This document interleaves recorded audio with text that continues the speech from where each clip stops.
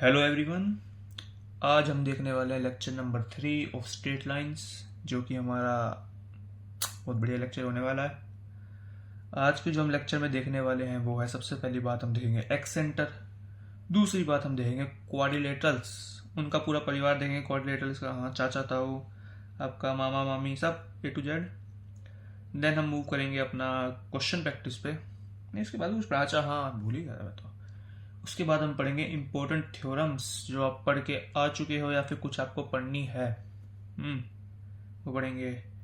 Then हम थोड़े से क्वेश्चन करेंगे और हम क्लास को समाप्त करेंगे। ठीक। थंबनेल देखा आप लोगों ने? थंबनेल पहले ही बना लिया था वीडियो रिकॉर्ड करने से पहले। अब बनाया तो मैं ChatGPT से, झूठ की बोलूँ वैसे। मैंने थंबनेल उसको बोला, सबसे पहले उसने वही घिसा पीटा थंबनेल दिया कि एक बच्चा ऐसे पढ़ रहा है और अपना साइड में लिखा स्ट्रेट लाइन लेक्चर 3 अपना टॉपिक लिखे। मैं कहा यार ये बेकार है। फिर उसने बनाया, यार अच्छा मीम स्टाइल बना के देती हूँ आपको। अच्छा जी, मैंने कहा बनाओ, मेरे को तो पसंद ही आ गया, मैं वही लगाऊंगा। ठीक है ना, चलिए देखते हैं क्या आप लोगों ने होमवर्क किया। अगर नहीं किया तब भी कोई बात ही, क्योंकि मैंने होमवर्क दिया ही नहीं था लास्ट क्लास में। क्या बात है। पॉइंट नंबर 8 दिख रहा है ना? दिख रहा है, दिख रहा है, दिख रहा है।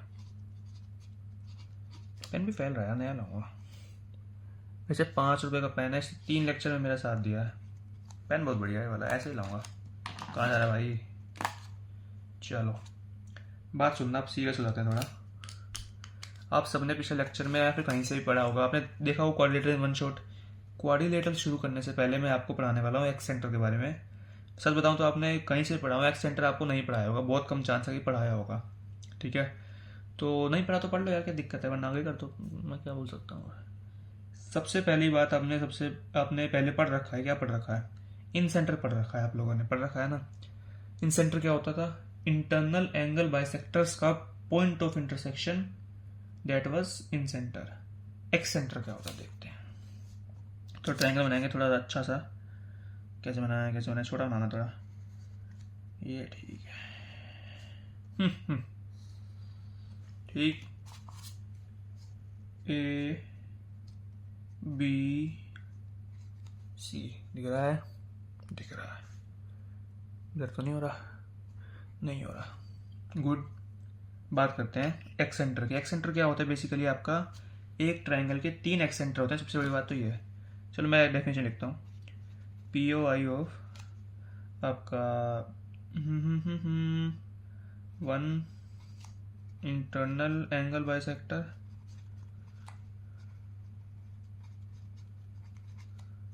And 2 external angle bisector. बात क्या है देखते हैं, आइए। ये क्या है? Angle A। ये क्या है? एक्सटर्नल एंगल है, मतलब ये तो एंगल है ही। ये आपका बेसिकली 180 माइनस A है, या फिर मैं बोलूँगा कि जो ये है ना, ये लाइन जो A को 2 पार्ट्स में बांट रही है, ये है आपकी इंटरनल एंगल बाइसेक्टर। अभी बहुत बढ़िया आ रहा है, मैंने माइक लगा रखा है, देखो माइक दिखाऊं, ये देखो बोतल के ऊपर जुगाड़ कर रखा है मैंने, बिल्कुल प्रोफेशनल फीलिंग आ रही है। इंटरनल एंगल बाइसेक्टर, और जो ये है ना, ये है आपका एक्सटर्नल एंगल। ठीक। अब यार एक्सटर्नल एंगल है तो एक्सटर्नल एंगल बाइसेक्टर भी होगा, बताओ नहीं होगा क्या? बना देते हैं फिर। ये हो गया आपका, थोड़ा और लंबा बना दूं, एक्सटर्नल एंगल बाइसेक्टर। और देखते हैं ये क्या है आपका। ये आपका एंगल C, इसका इंटरनल होगा कुछ, हमें तो एक्सटर्नल से मतलब है। External angle bisector. वाह, बात तो बन रही है।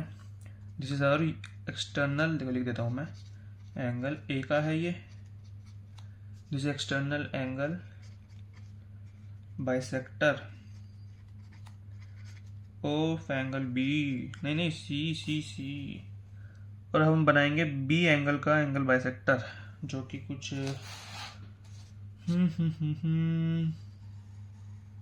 वाह क्या फिगर बनी है, मजा आ गया। This is your internal angle bisector of B. बात सुनते हैं, जो हमने तीनों साइड्स के, तीनों एंगल्स के sorry internal angle bisectors draw किए, तो वो एक पॉइंट में मीट करते थे जिसको हम बोलते थे इन सेंटर। क्या बात है। पर वहीं अगर हम दो एंगल्स का एक्सटर्नल एंगल बाइसेक्टर और बचे हुए का इंटरनल एंगल बाइसेक्टर अगर हम बनाएं, तो वो भी एक ही पॉइंट पे इंटरसेक्ट करते हैं जिसको हम बोलते हैं एक्स सेंटर। इसको मैं बोलूँगा E1 या E2 बोल देता हूँ, क्योंकि बी का है ना, मतलब अपोजिट साइड बी है, इसलिए मैं E2 बोल रहा हूँ। सिमिलरली आपका और भी देखते हैं। आइए आइए आइए, और क्या यार, मज़ा आएगा।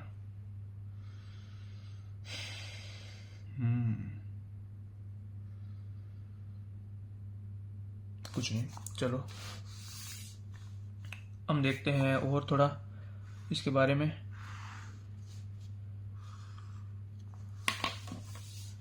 ये आपका ABC, ठीक। ए का बनाते हैं एक बार, मतलब ए का अगर हमें एक्स सेंटर बनाना है तो हमें ए का इंटरनल एंगल बाइसेक्टर चाहिए होगा, बी का हमें एक्सटर्नल चाहिए होगा, कुछ ऐसे। थोड़ा टेढ़ा बना दूंगा यार, जगह कम है क्योंकि, चलो बन गया, खुश हूँ मैं। ये सी का, अरे यार समझ लेना थोड़ी बात, आप तो समझदार लोग यार। दिस इज E1, थोड़ा हाथ से बना तो ऐसा ही होता है। ये कोई इंटरनल, ये दोनों आपके एक्सटर्नल, ठीक है। सिमिलरली आप सी का बना सकते हो E3। तो हम कह सकते हैं कि E1 E2 E3 दिख रहा है, ब्लर तो नहीं हो रहा, हो तो है, वैसे हाथ डालता हूँ, ठीक है। Excentres with respect to A B C respectively, ठीक है ना। देखते हैं कोऑर्डिनेट्स क्या होते हैं। कोऑर्डिनेट्स ऑफ E1 के कोऑर्डिनेट्स क्या होंगे।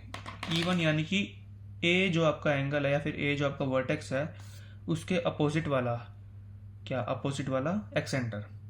तो इसमें क्या करना होगा हमें, सेम आपका इन सेंटर वाला फॉर्मूला है, बस ए की जगह आप -a लिख लोगे। कौन सा a, small a, -ax1 plus b(x2) plus cx3 -a plus b plus c, -ay1 plus by2 plus cy3 -a plus b plus c। Similarly E2 का अब ऐसा सारा ही लिखवाओगे, -bx2 plus cx3 a minus b plus c, ay1 minus by2 plus cy3 a minus b plus c। चलो ये भी लिख ही देते हैं, पता लगे बुरा ही मान जाए, क्योंकि हमने इस बेचारे का डायग्राम ही नहीं बनाया। ax1 plus bx2 minus cx3 a plus b minus c, ay1 plus by2 minus cy3 a plus b minus c। क्या बात है, मेरी बात समझ में आई। एक्स सेंटर देखो यार, मैं आपको बताऊं ज़्यादा इंपॉर्टेंट नहीं है। जो पहले के टाइम पे आपका ओल्ड IIT होता था, मतलब सिर्फ जब IIT का पेपर होता था, AI-EEE होता था, और तभी आपका पूछा जाता था। अब आजकल में ये बहुत, आई थिंक 10 साल, पिछले 10 सालों में तो नहीं पूछा गया एक्स सेंटर, ना मेंस में ना एडवांस में, इसलिए ये इंपॉर्टेंट तो मैं बोलूँगा ज़्यादा नहीं है। पर जिस दिन टपका उस दिन बवाल मचा देगा, ये बात की गारंटी है। अब बोलोगे एक्स सेंटर सिलेबस में तो लिखा नहीं है, मैं बताऊंगा कि हो सकता है एडवांस वाले पहले इसको डिफाइन कर दे, फिर इसके ऊपर सवाल पूछ ले, तो क्या करोगे बताओ। कम से कम कोऑर्डिनेट्स याद करोगे तो फिर थोड़ा फ़ायदा तो होगा ना, है नहीं। चलो बढ़िया, और क्या। बात करते हैं अपने अगले टॉपिक की, ना करने के बाद कर लेते हैं टॉपिक नंबर 9। नहीं कर रहा हूँ, टॉपिक नंबर 9 जो कि होने वाला है हमारा types of quadrilaterals.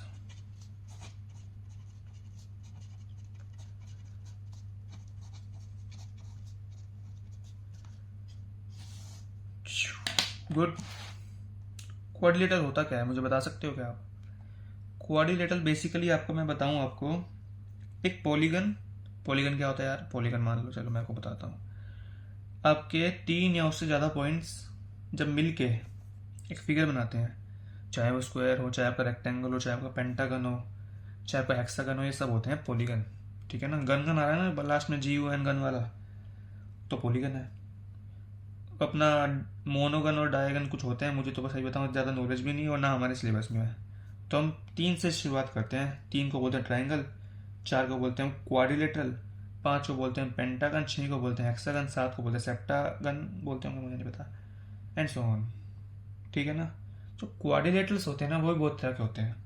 For example triangle भी आपके 3 तरह के होते हैं मेजरली, स्केलियन, आइसोस्केलियस और इक्विलेटरल, और राइट एंगल भी होता है। सिमिलरली आपके क्वाड्रिलेटरल भी बड़े तरीके के होते हैं। कौन कौन से तरीके के होते हैं देखते हैं। Quadrilateral, monogon polygon with 4 sides, 4 vertices भी होती है, 4 साइड्स भी होती है, जो मर्जी बोल लो। कितने तरीके के होते हैं देखो, होते तो बहुत तरीके के हैं पर हमें पढ़ने कुछ है। सबसे पहली कैटेगरी जो हमें पढ़नी है वो है parallelogram. This is our first one. Second जो हमें पढ़ना है वो है ट्रेपीजियम। ठीक। तीसरा जो हमें पढ़ना है वो है बड़ा इंपॉर्टेंट, साइक्लिक क्वाड्रिलेटरल। चौथा जो हमें पढ़ना है वो है थोड़ा फॉर्मेलिटी आपकी, काइट। और इसके अलावा आपके अदर्स, यानी कि और भी होते हैं, हमें नहीं पढ़ने हैं। और जो पैरेललोग्राम होता है ना वो भी बहुत तरह के होते हैं। कौन कौन, जान के हैरान मत होना कि जो आपका स्क्वायर होता है वो भी एक तरह का पैरेललोग्राम होता है। जो आपका रेक्टेंगल होता है पैरेललोग्राम होता है एक तरह का। तीसरा जो आपका रोम्बस होता है, रोम्बस, वो भी एक तरह का पैरेललोग्राम ही होता है। क्या मेरी बात समझ में आ रही है? आई होप बात समझ में आ रही है। इसके अलावा आपके अदर्स। ठीक है, क्या कोई दिक्कत तो नहीं? ये हमें पढ़ने हैं, सारे पढ़ने के करके करते हैं बात। थोड़ा जूम करूँ क्या? सही लग रहा है वैसे थोड़ा, क्योंकि अगर जूम करता हूँ ना फिर ब्लर होता है, बार बार ऑसिलेशन करता है ये। सबसे पहली बात करते हैं हम पैरेललोग्राम की। पैरेललोग्राम ये आप बचपन से पढ़ते आ रहे हो, कुछ मुझे ज़्यादा बताने की जरूरत है नहीं वैसे, पर क्योंकि अब बात चली है तो पूरी करेंगे।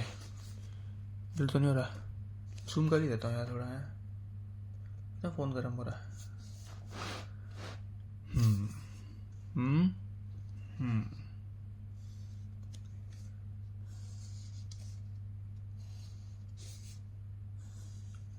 कुछ इस तरीके का दिखता है आपका पैरेललोग्राम। This is ABCD। जो आपकी अपोजिट साइड्स होती है, लिख दूं, अपोजिट साइड्स आपकी पैरेलल होती है और आपकी इक्वल होती है। अगर ये दो कंडीशन सेटिस्फाइड है तो आपकी जो क्वाड्रिलेटरल है वो आपका एक पैरेललोग्राम है। अब देखोगे आगे जाके जो हम ABC पढ़ने वाले हैं उनमें भी ये दोनों आपकी कंडीशंस फॉलो हो रही है। ठीक है ना। पहली चीज़ तो ये, इसको थोड़ा ऐसे कर लो। दूसरी चीज़ उसके डायगोनल्स होते हैं। डायगोनल समझते हो, यानी कि अपोजिट वर्टिसेस को ज्वाइन करने वाली लाइंस, उनको बोलते हैं हम अपना डायगोनल्स। ठीक है ना। लिख दूं डायगोनल्स। अब डायगोनल्स जो होते हैं ना, मान लेते हैं वो कोई पॉइंट आपका P पे काटते हैं। सबसे मज़ेदार बात पता है क्या है? अभी मैं थोड़ा कॉपी किया है, झूठ नहीं बोलूंगा। मतलब अगर मैं एक लाइन खींचता फिर 2 लाइन खींचता से बढ़िया तो ये है। मतलब ये शेप सेम है, ये शेप सेम है, उल्टा है, तो मतलब ये आपका AP और PC लिख दूं, आपका AP और PC और आपका PD और आपका PB बराबर है।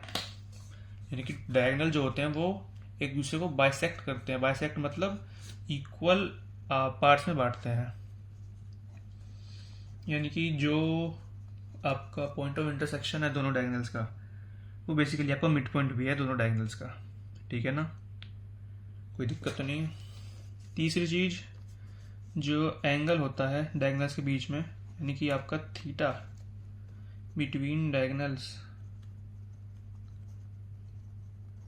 Are not 90 degree. ओके, कोई दिक्कत तो नहीं है ना। एक इसमें सब टॉपिक और आता है जो कि होता है एरिया ऑफ पैरेललोग्राम। यही देख लो, वरना नोट लिखवा के करना पड़ेगा। अब यार एक पैरेललोग्राम का एरिया आप कैसे निकालते हो? Half into base into height निकालते हैं यार हम तो। पक्का? क्यों झूठ बोलते हो यार? मान लेते हैं ये आपकी एक हाइट है, मैं बोलूँ ABCD। हमने D से एक परपेंडिकुलर डाला AB पे,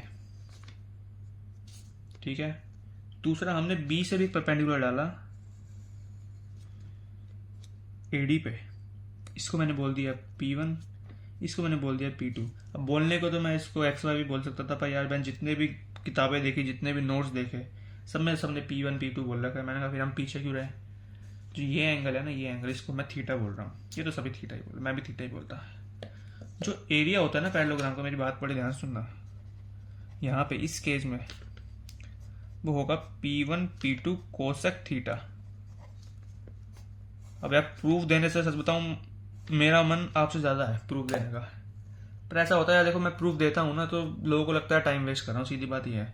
कहीं ना कहीं मैं झूठ नहीं बोलूँगा, वो बात कहीं ना कहीं ठीक है, मतलब दिमाग खुलता है प्रूफ देने से, ये बात तो बिल्कुल सच है। वो जे एडवांस चाहे तो प्रूफ पे भी सवाल पूछ सकता है, पर प्रूफ उतना इंपॉर्टेंट नहीं है जितना हम उसको टाइम देंगे, ठीक है ना। इसलिए मैंने एक चीज़ अपनी डिसाइड करी है, आप बताना कि आपको चाहिए नहीं चाहिए, कि मैं एक अलग से वीडियो लाऊं जिसमें सिर्फ मैं प्रूफ कराऊं। मैं आपको चारों जो आपके सेंटर्स हैं उनके फॉर्मूले की प्रूफ कराऊं, आपको मैं ये जो छोटी छोटी थ्योरम पढ़ाऊंगा उनकी प्रूफ कराऊं। ये यूलर्स लाइन में आपको पढ़ाया था, ये देखो, इसका मैं प्रूफ कराऊं, इसका मैं प्रूफ कराऊं, आपका सबका, मैं बहुत का तो मैंने कराया भी है। ये जो रेडियस का फॉर्मूला है इसका मैं प्रूफ कराऊं, है ना। आप बताना अगर आपको ऐसे अलग सी वीडियो चाहिए, 2-2.5 घंटे की बनेगी, बना देंगे, कोई दिक्कत नहीं है। करते हैं आगे बात area of parallelogram. I hope आपको समझ में आ गया। अब बात करते हैं ए की, जो कि आपका स्क्वायर है। स्क्वायर क्या होता है यार, हमें पता है यार। स्क्वायर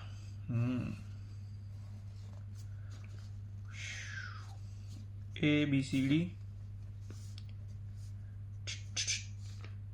अब एक बात देखते हैं, क्या बात देखते हैं, जो आपका स्क्वायर होता है उसमें आपकी ऑल साइड्स इक्वल, ठीक है।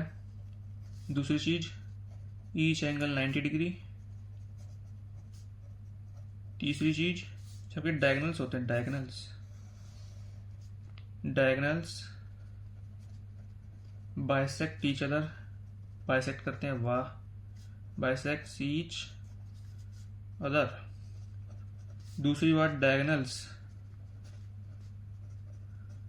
क्या डायगोनल्स, आपके जो डायगोनल्स होते हैं वो इक्वल होते हैं खुद, यानी कि आपका AC बराबर BD है। Angle between diagonals are 90 degree. यार लिखने का स्टाइल है नया आज से, ठीक है, यही करेंगे आज से। मतलब जो ये एंगल होता है ना, ये आपका 90 डिग्री है, ठीक है, कोई दिक्कत तो नहीं है। और सबसे बड़ी बात, ये आपके बाइसेक्ट होते हैं, ठीक है ना, कोई दिक्कत तो नहीं है। स्क्वायर तो सबको पता ही है यार। B रेक्टेंगल, मेरे को बात समझ नहीं आ रही है, बड़ी इंपॉर्टेंट। अब मैं यहाँ पे पूरा लिखूंगा तो थोड़ा सा स्पेस बच जाएगा, तो क्या मैं वहाँ पे और भी लिखूँ या फिर थोड़ा इसको फैला दूँ ताकि ये पूरा पेज, अरे यार ये भी दिक्कत ही है। चल ऐसा करते हैं, इस पर सिर्फ रेक्टेंगल और आपका अगला जो टॉपिक होगा वो करेंगे, ज़्यादा घिचपिच नहीं करते। ये लो दिख रहा है, मैं कह रहा था अगर ये पूरा हम अगर कर देंगे, यहाँ पे भर देंगे तो ये बच जाएगा, दूसरा क्या करेंगे, ठीक है ना। तब तो नहीं हो रहा। रेक्टेंगल आपका बेसिकली यार क्या बच्चे वाली चीज़ करानी पड़ रही है। ऑफलाइन में तो, ऑफलाइन में नहीं कराता मैं, सच बताऊँ, क्योंकि ऑफलाइन में पूछ लेता कि आपको रेक्टेंगल का ये बात पता है, ये बात पता है, आप हाँ कहते, आगे बढ़ जाते, लिखवाना नहीं पड़ता। पर ये ऑनलाइन है मेरे दोस्त।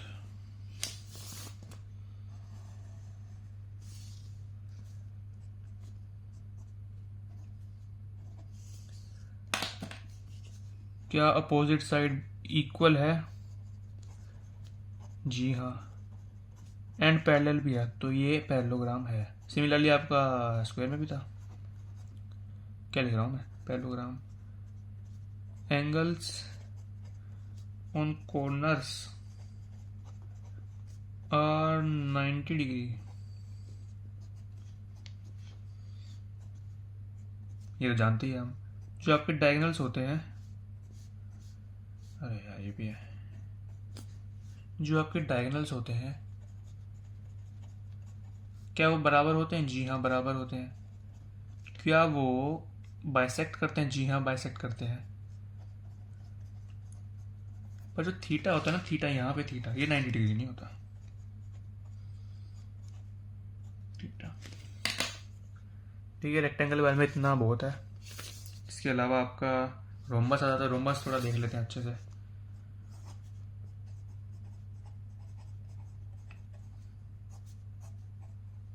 रोम्बस बेसिकली आपका स्क्वायर का छोटा भाई होता है। बस थोड़ा स्क्वायर को अगर आप धक्का मार दो ना, क्या अगर आप स्क्वायर को धक्का मार देते हो तो वो रोम्बस बन जाता है बेसिकली। आपने अगर सॉलिड चैप्टर पढ़ा हो फिजिक्स में तो आपने पढ़ा होगा शियर स्ट्रेस। होता क्या है उसमें, ऐसा क्यूब होता है, उसके ऊपर से आप ऐसे स्लाइडिंग धक्का मारते हो तो कुछ ऐसे ही हो जाता है वो, है ना। थोड़ी थोड़ी फील आई होगी। है यार, बातों बातों में कैसा बन गया रोम्बस। चलो बन गया तो बन गया। ABCD, ये हो गया आपका रोम, ये हो गया आपका बस। क्या हर एक साइड बराबर होती है? जी हाँ,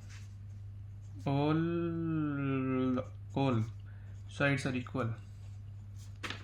हेलो हेलो, ये तो कॉपीराइट वाला है। हेलो हेलो, क्या आपको मेरी आवाज़ आ रही है? All sides are equal. आपके जो क्या बोलूँ, डायगोनल्स होते हैं, क्या एक दूसरे को बाइसेक्ट करते हैं? बाइसेक्ट, जी हाँ, bisects each other are not equal. यानी कि जो डायगोनल्स होते हैं ना वो बराबर नहीं होते। अब आप बोलोगे यार क्यों? बात सुनो, स्क्वायर था, जितना ये यहाँ था, जितना ये यहाँ था, जितना ये यहाँ था, जितना ये यहाँ था, क्या बोल रहा हूँ, जितना ये यहाँ था उतना वो वहाँ था, जितना ये यहाँ था उतना वो वहाँ था, जितना ये यहाँ था उतना वो वहाँ था, जितना ये यहाँ था उतना वो वहाँ था। मैं क्या बोल रहा हूँ मैं बताता हूँ। स्क्वायर को थोड़ा आप धक्का मार दो, ऐसे कर दो, ऐसे ऐसे ऐसे ऐसे कर दो, हुआ क्या, जो डी है पहले थोड़ा इधर था, थोड़ा इधर हो गया, थोड़ा ऐसे हो गया, ऐसे हो गया, ऐसे हो गया, मतलब ऐसे हो गया, मतलब बी के थोड़ा पास आ गया, आया ना। पहले यहाँ था, अब बना नहीं रहा, कॉपी गंदी नहीं कर रहा मैं, ऐसे था कुछ ऐसे, अब ऐसे हो गया, ऐसे ऐसे था, ऐसे हो गया, ऐसे था, ऐसे हो गया, ऐसे था, ऐसे हो गया, ऐसे हो गया, मतलब बी के थोड़ा पास आ गया। और जो सी था पहले ए के पास था, अब ए से दूर हो चुका है, ए के पास था, ए के दूर हो चुका है। यानी कि आपकी ए सी जो लेंथ थी वो स्क्वायर में कम थी, आपकी रोम्बस में ज़्यादा है। सिमिलरली बी डी जो लेंथ थी उसमें स्क्वायर में ज़्यादा थी और यहाँ पे कम है, इसलिए इक्वल नहीं है। याद क्या करना है यार, अब थोड़ा दिमाग लगाओ और क्या। एंगल जो है 90 डिग्री नहीं होता है, लग रहा है तुम्हें 90 डिग्री लग रहा है खुद। Angle theta is not equal to 90 degree. ठीक, कोई दिक्कत तो नहीं। I think that's it for parallelogram. बात करते हैं ट्रेपीजियम की, क्या बात है।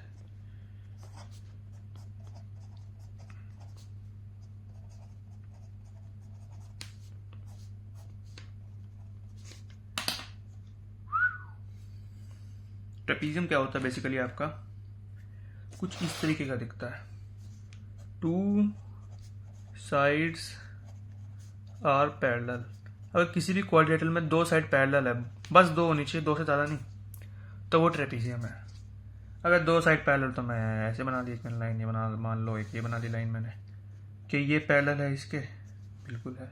अब मैं इसके अगर पॉइंट्स ज्वाइन कर लूँ कॉर्नर वाले तो मेरे को मिल जाएगा एक ट्रेपीजियम। ABCD। अब मुझे पता आपके मन में क्या डाउट आ रहा होगा, मैं बताता हूँ। आप कह रहे हो यार सर आपने गलत बनाया, या फिर आप बोलोगे चलो मेरी ड्राइंग ख़राब है, ठीक है, वैसे ड्राइंग मेरी बहुत अच्छी है, बाकी आप बोलोगे कि मेरी ड्राइंग ख़राब है, तो आप कहीं ना कहीं मन में ये ना सोच रहे हो कि AD बराबर BC है। कौन कौन सोच रहा है मुझे ज़रूर बताना, कभी मिलो तो। कमेंट तो क्या ही करोगे, जब तक कमेंट करोगे तब तक वीडियो ही खत्म हो जाएगी। मेरी बात सुनो, आप अगर सोच रहे हो कि AD बराबर BC है तो आप बहुत बड़े भ्रम में हो। जरूरी नहीं है ट्रेपीजियम में कि अपोजिट साइड्स इक्वल हो। यानी कि आपने पता है क्या बचपन से पढ़ी है डेफिनेशन, मैंने भी यही पढ़ी थी, कि झूठ बोलूँ, कि अपनी साइड पैरेलल होती है दो, और बची हुई दो अपनी इक्वल होती है। मतलब दो साइड पैरेलल, बची हुई दो इक्वल, दो साइड पैरेलल, बची हुई दो इक्वल। यानी कि आपके हिसाब से A B is parallel to D C, but A D is equal to B C. That is not true, this शायरी इज नॉट ट्रू। यानी कि यहाँ पे A D is not equal to B C generally. अगर हो जाए तो यार मेरे को मत बोलना, पर जनरली ऐसा नहीं होता। हो जाएगा कब, मतलब कब होगा वो भी हम देखेंगे। ये है आपकी डायगोनल। क्या आपको बाइसेक्ट करती हुई दिख रही है? मुझे तो नहीं दिख रही। Two sides are parallel, rest two can be और can not be equal. Rest two can be और कैन नॉट बी इक्वल। अरे मैक तो यहाँ है, हेलो हेलो, इक्वल। आपके जो डायगोनल्स होते हैं they do not bisect each other, do not bisect each other. Generally कर दे तो मुझे क्या है, ऐसे भी नहीं करते। चलो बताऊँ, अगर ये दोनों बराबर हो जाएंगे ना ए डी बी सी, तब भी नहीं करेंगे। और बाकी यार देख लो, थीटा जो है आपका 90 डिग्री नहीं है। और क्या लिखते हैं हम, इक्वल तो कतई नहीं है, डायगोनल दिख रहे हैं क्या? Equal note equal note diagonals. अरे समझ आना यार, यानी कि इक्वल नहीं है, नोट डायगोनल्स। अभी क्या है, एक्सेल छोड़ो, समझ आना। नोट्स में डालता हूँ, कोई देखता ही नहीं। बताओ, टेलीग्राम ग्रुप पे 3 लोग हैं, एक गौरांग शर्मा, दक्ष नागपाल और एक और दक्ष नागपाल। कोई बात है? क्या हमने ट्रेपीजियम खत्म कर लिया है? नहीं, अभी नहीं करा, कर रहे हैं। जो आपका एरिया ऑफ ट्रेपीजियम होता है, पेन ने धोखा दे दिया, नजर लग गई मेरी। एरिया ऑफ ट्रेपीजियम जो आपका होता है, उसका फॉर्मूला क्या होता है बेसिकली आपका? वैसे तो मैंने यूज करा था पहले आपका एरिया ऑफ ट्रायंगल निकालने के लिए, दिख रहा है ना, जो कि होता है आपका हाफ, दिख रहा है भाई, अरे आप लगा रहा है कितना, half into sum of parallel sides into height. H क्या है? हाइट। क्या ये बात आप याद रखेंगे? आई होप ये बात आप मरते दम तक याद रखेंगे। सबसे बड़ी बात तो आपको याद होगी भी। जहाँ तक मुझे याद है कि कोऑर्डिनेट ज्योमेट्री में एक एक्सरसाइज थी, उसकी एक एक्सरसाइज थी मेरे का कोऑर्डिनेट ज्योमेट्री की, जो आपकी 10th में चैप्टर था, है ना, उसमें नीचे की साइड दे रखा था ये एरिया ऑफ ट्रेपीजियम, मुझे याद है। नहीं दे रखा तो यार फिर मेरी गलती मत निकालना। ठीक, बात करते हैं स्पेशल केस की।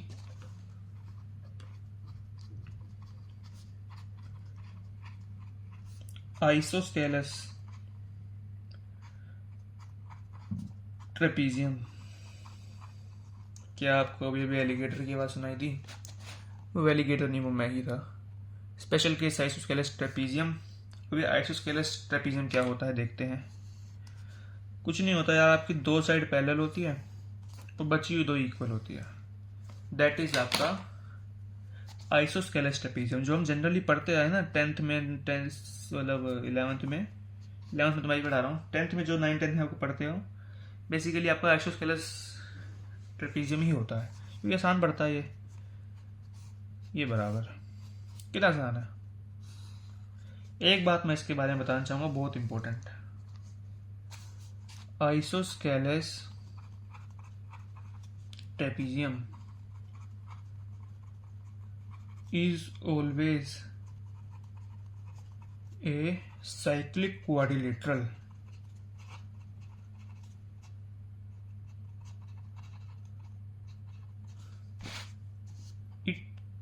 Therefore, यहाँ मैं ब्लैंक छोड़ रहा हूँ क्योंकि मैं सस्पेंस आपके लिए थोड़ा रखना चाहता हूँ। जब हम साइक्लिक क्वाड्रिलेटरल पढ़ लेंगे तो हम यहाँ वापस लौटेंगे, देखेंगे क्या हाल है इसके, और कुछ इसको देखे जाएंगे। इसके लिए पहले हमें साइक्लिक क्वाड्रिलेटरल पढ़ना पड़ेगा। Third topic, cyclic quadrilateral.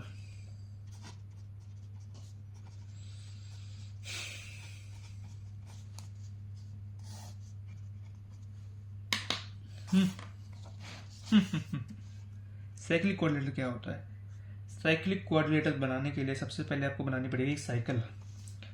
Cycle यानी कि सर्कल है, बना लिया एक सर्कल, उसके अंदर बना दो एक क्वाड्रिलेटरल। थोड़ा गंदा तो बना है कि झूठ बोले। ए बी, काश स्मार्ट बोर्ड होता और मैं इसको हटा सकता, but no problem, that day will also come. बात ये कर रहे हैं हम कि A B C D, back से लिखता हूँ यार, A B C D is a cyclic quadrilateral. वो किसका बच्चा रो रहा है इतनी रात को? कितने बज रहे हैं? हे भगवान, पौने 2 बजे किसका बच्चा रो रहा है यार? आवाज़ आ रही है क्या माइक में? मैं देखूंगा बाद में। A B C D is cyclic quadrilateral, ठीक है। बात सुनना मेरी। अब साइक्लिक क्वाड्रिलेटरल कुछ प्रॉपर्टीज होती है, वो हमें ध्यान रखनी है। जो पहला पॉइंट आपको ध्यान रखना है, भाई कितना गले फाड़ फाड़ के रो रहा है यार, डिस्टर्ब कर रहा है। आ रही आवाज़? गेट खोलो के सुनोगे? खोलता हूँ, 1 मिनट, डर लग रहा है मुझे। ओ मेरे पैर सो गया।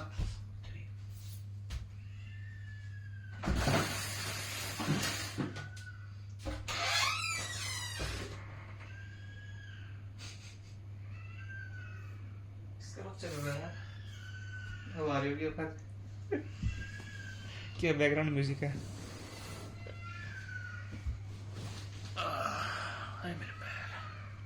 बात ये कर रहे थे कि साइक्लिक क्वाड्रिलेटरल कुछ प्रॉपर्टीज होती है, थोड़ा ध्यान से पढ़ते हैं, 10 मिनट फिर बात करेंगे। साइक्लिक क्वाड्रिलेटरल क्या क्या प्रॉपर्टीज होती है? सबसे पहली प्रॉपर्टी जो होती है उसकी, वो होती है कि जो आपके अपोजिट एंगल होते हैं, जो आपने 10th में पढ़ी है, अपोजिट एंगल्स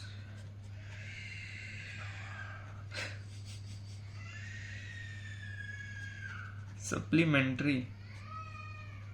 इसका क्या मतलब है? इसका मतलब ये है कि angle A plus angle C is equal to 180 degree and so angle B is angle D plus D है। एंगल ए और एंगल सी और एंगल बी और एंगल डी यानी कि जो आपके अपोजिट एंगल्स है,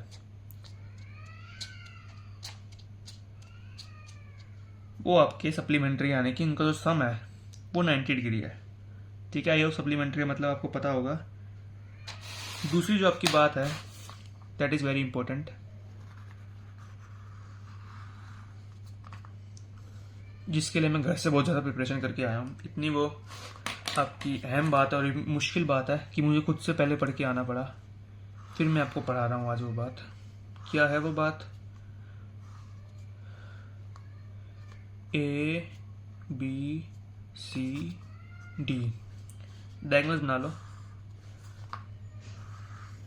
अब बात ये है, दूसरी बात आपकी क्या है? दूसरी बात है आपकी कि जो आपका A B into C D multiply है, यानी कि ए बी के अपोजिट वाली साइड प्लस आपका C D C B into A D, यानी कि आपके अपोजिट साइड्स का मल्टीप्लीकेशन, ठीक है। बराबर किसके होता है? बराबर होता है आपके ए सी इंटू बी डी के, आपके डायगोनल्स के मल्टीप्लीकेशन के। अब ये मैं प्रिपेयर नहीं करके आया था, प्रिपेयर पता मैं क्या करके आया था? यस, स्पेलिंग सही लिख दी मैंने। टोली में, आज तो बोला नहीं गया कि क्या है ये टोली में, टोल में ही, पता नहीं। जब मैं प्रिपरेशन भी करता था तब भी मेरे को समझ नहीं आता था क्या अंकल है, आंटी है, बच्चा है, रोता हुआ बच्चा है। भाई कैसे बात आ रही? घर तो नहीं आ रहे मेरे? अरे आंटी मजाक कर रहा था मैं तो। गेट खोला। ये भगवान, अगला लेक्चर आ पाएगा या नहीं? एनीवेज, बात ये मैं कर रहा था कि जो भी है टोली में, इसको हम पीछे क्या ना होता है, इसको हम प्लेटिपस बोल देते हैं। प्लेटिपस ने एक थ्योरम दी थी, प्लेटिपस जी ने, सॉरी महाशय, प्लेटिपस महाशय ने थ्योरम दी थी, जिसमें बोला क्या था कि अपोजिट साइड्स का मल्टीप्लिकेशन का सम आपके डायगोनल्स के मल्टीप्लिकेशन के बराबर होता है। अब आपने या फिर हमने यहाँ पे एक जगह छोड़ी थी, क्यों छोड़ी थी आपको समझ में आ गई होगी। जो आपकी ए बी इंटू क्या C D plus A D into B C बराबर किसके हैं? A C into D B. इसको है ये प्लेटिपस की थ्योरम। प्लेटिपस महाशय महाशय शेया या शे थ्योरम, क्या आप याद रखेंगे? आई होप आप याद रखेंगे। साइक्लिक क्वाड्रिलेटरल में इतनी थ्योरी थी। बात करते हैं आगे। चौथी में पढ़ने काइट। काइट तो सच बताऊँ एक फॉर्मेलिटी है। 35 मिनट का यार सब पढ़ा दिया मैंने तो यार, क्या करूँगा इतने देर में? क्वेश्चन भी ज़्यादा नहीं लाया मैं तो। चलो देखेंगे, कुछ ना कुछ तो करेंगे। काइट, क्योंकि ना इसके बाद जो आपका टॉपिक शुरू होने वाला है वो है ना स्लोप। उसके बाद इक्वेशन ऑफ लाइन। बिल्कुल हम स्ट्रेट लाइन में अंदर तक घुस जाएंगे। अभी हम बेसिक ज्योमेट्री पढ़ रहे हैं, 3 लेक्चर हो चुके हैं, हमें बेसिक ज्योमेट्री पढ़ रहे हैं। चौथे लेक्चर से हम अपना स्ट्रेट लाइन शुरू कर देंगे। अपना जो लाइन है बेसिकली, तो ट्राइंगल पढ़ रहे हैं, सर्कल पढ़ रहे हैं, आपका क्वाड्रिलेटरल पढ़ रहे हैं। स्ट्रेट लाइन तो बाद में पढ़ेंगे अगले लेक्चर से, इसलिए मैं अगले लेक्चर में ही रखना चाहता हूँ उसको यार, क्योंकि उसकी एक मैं कहानी बताऊंगा कि यार आपका क्यों ज़रूरी है, क्या क्या ज़रूरी है। उसके बाद हम लोकस पढ़ेंगे, कितना मज़ा आएगा।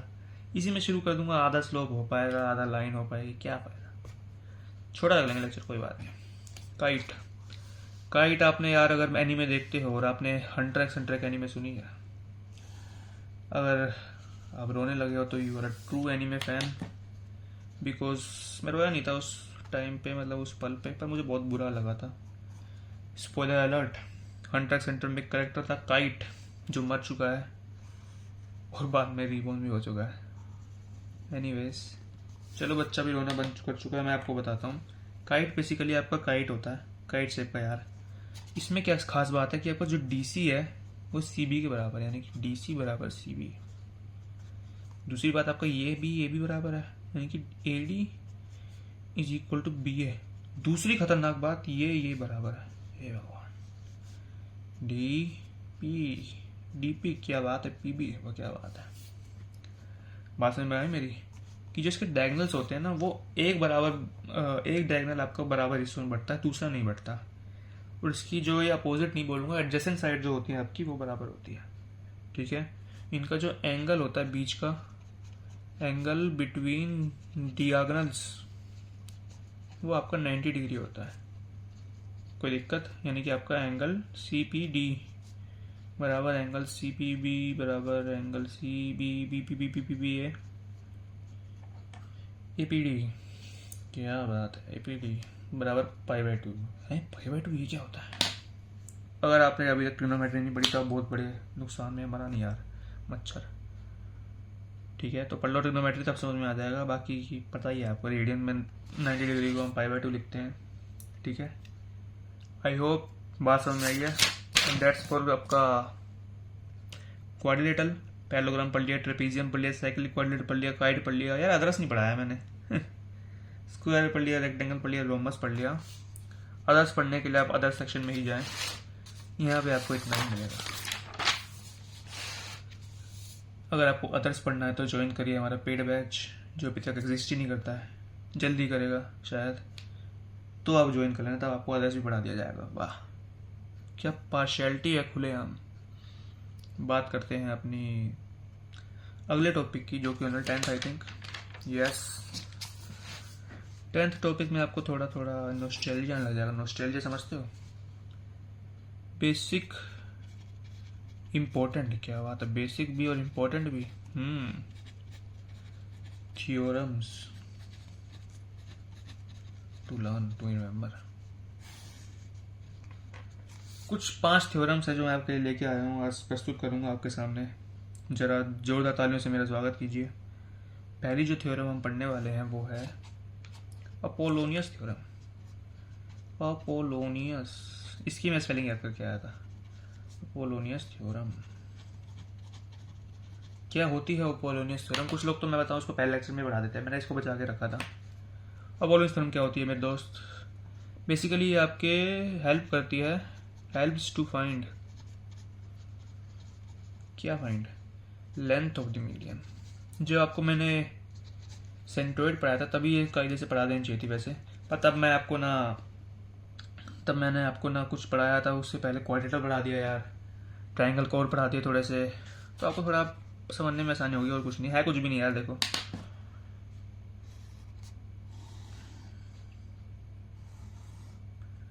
ABC, एक इसके सामने मैंने मीडियन डाल दी BC पे, यानी कि ये साइड बराबर है, इसको मैं D बोल रहा हूँ। अब अरे यार पेंटिंग चला गया, चलो बचा है अभी, कल लेके आऊँगा नए। अकॉर्डिंग टू अपोलोनियस थ्योरम आपका ए बी का स्क्वायर प्लस ए सी का स्क्वायर यानी कि ये बराबर होता है 2 टाइम्स ऑफ ये मीडियन की लेंथ प्लस बी डी की लेंथ। यार आप बोलोगे बी डी से क्यों नहीं, बी डी और डी से बराबर ही तो है, यानी कि A D square plus C D square. ठीक है, ये आपकी अपोलोनियस थ्योरम होती है। इसका प्रूफ अब मैं बोलूँगा कि आपको अलग वीडियो में ही मिलेगा। कुछ प्रूफ तो मैं आपको दूंगा, जैसे कि अगले लेक्चर में हम वो करेंगे, थोड़ा सा लाइन की इक्वेशन वगैरह पढ़ेंगे, तो उसका प्रूफ तो देना ही पड़ेगा, वो तो इम्पोर्टेंट है। पता नहीं कौन सी भाषा बोलने जाता हूँ बीच बीच में, वो तो इम्पोर्टेंट है, वो हम देंगे। पर ये जो है आपके बच्चों वाली चीज़ है, वो मैं आपका प्रूफ नहीं दे रहा यार। आई होप अपोलोनियस थ्योरम आप लोगों को समझ में आई होगी, याद करनी है सीधी बात। दूसरी जो आपकी थ्योरम है वो आपकी होने वाली है, यस बढ़िया, ऑन स्क्रीन मर्डर किया मैंने।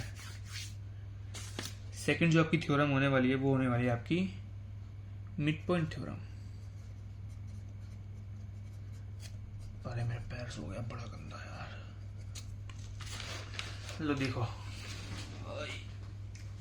ओ भाई साहब गरम गरम लग रहा है पैर में बिल्कुल। ब्रेक ले क्या 2 मिनट का? चलो पानी वानी पी लेते हैं, थोड़ा माइक को डिसइंटीग्रेट करते हैं, पानी पी लिया जाए। 2 in 1 माइक मिलेगा कैसा? मिलेगा ऐसा माइक कहीं, बताओ।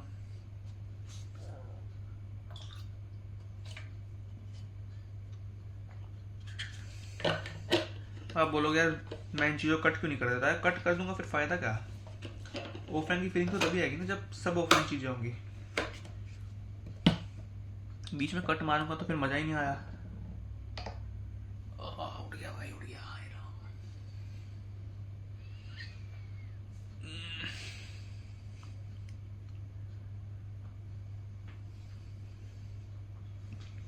चलो पढ़ते हैं।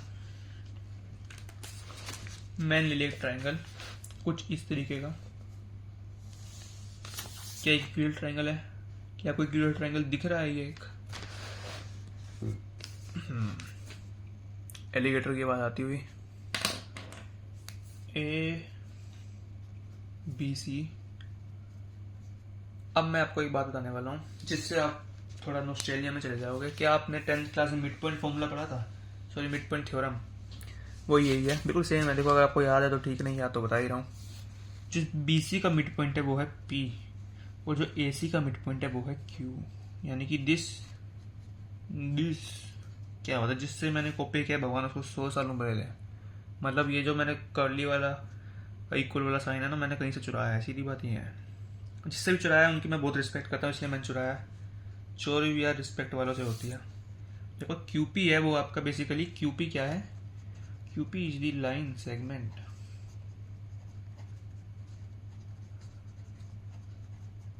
joined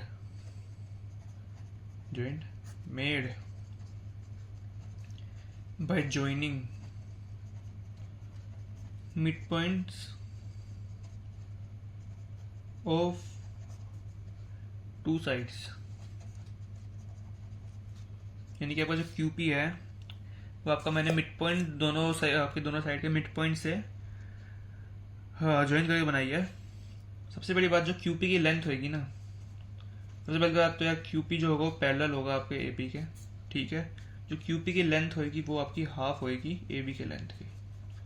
इतना सी बात बताने के लिए मैंने आपको इतनी चौंचले करे, ये बात आपको ध्यान रखनी है, दिस इज इम्पोर्टेंट।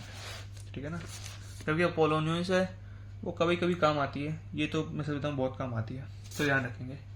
तीसरी आपका जो थ्योरम है वो इसके भाई है, बिल्कुल बड़ा भाई, इसे बता दो छोटा भाई, थेल्स थ्योरम। क्या बात है।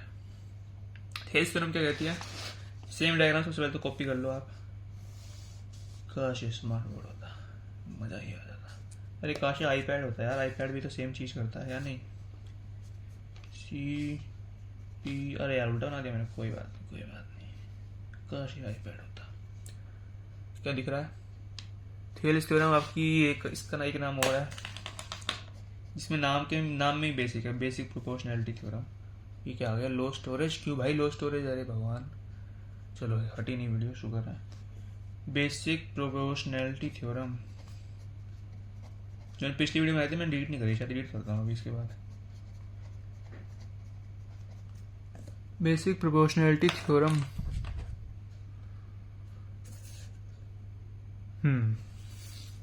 ये क्या कहती है आपकी? Basically this is equal to this, this is equal to this. थोड़ा स्टाइल तो होना चाहिए।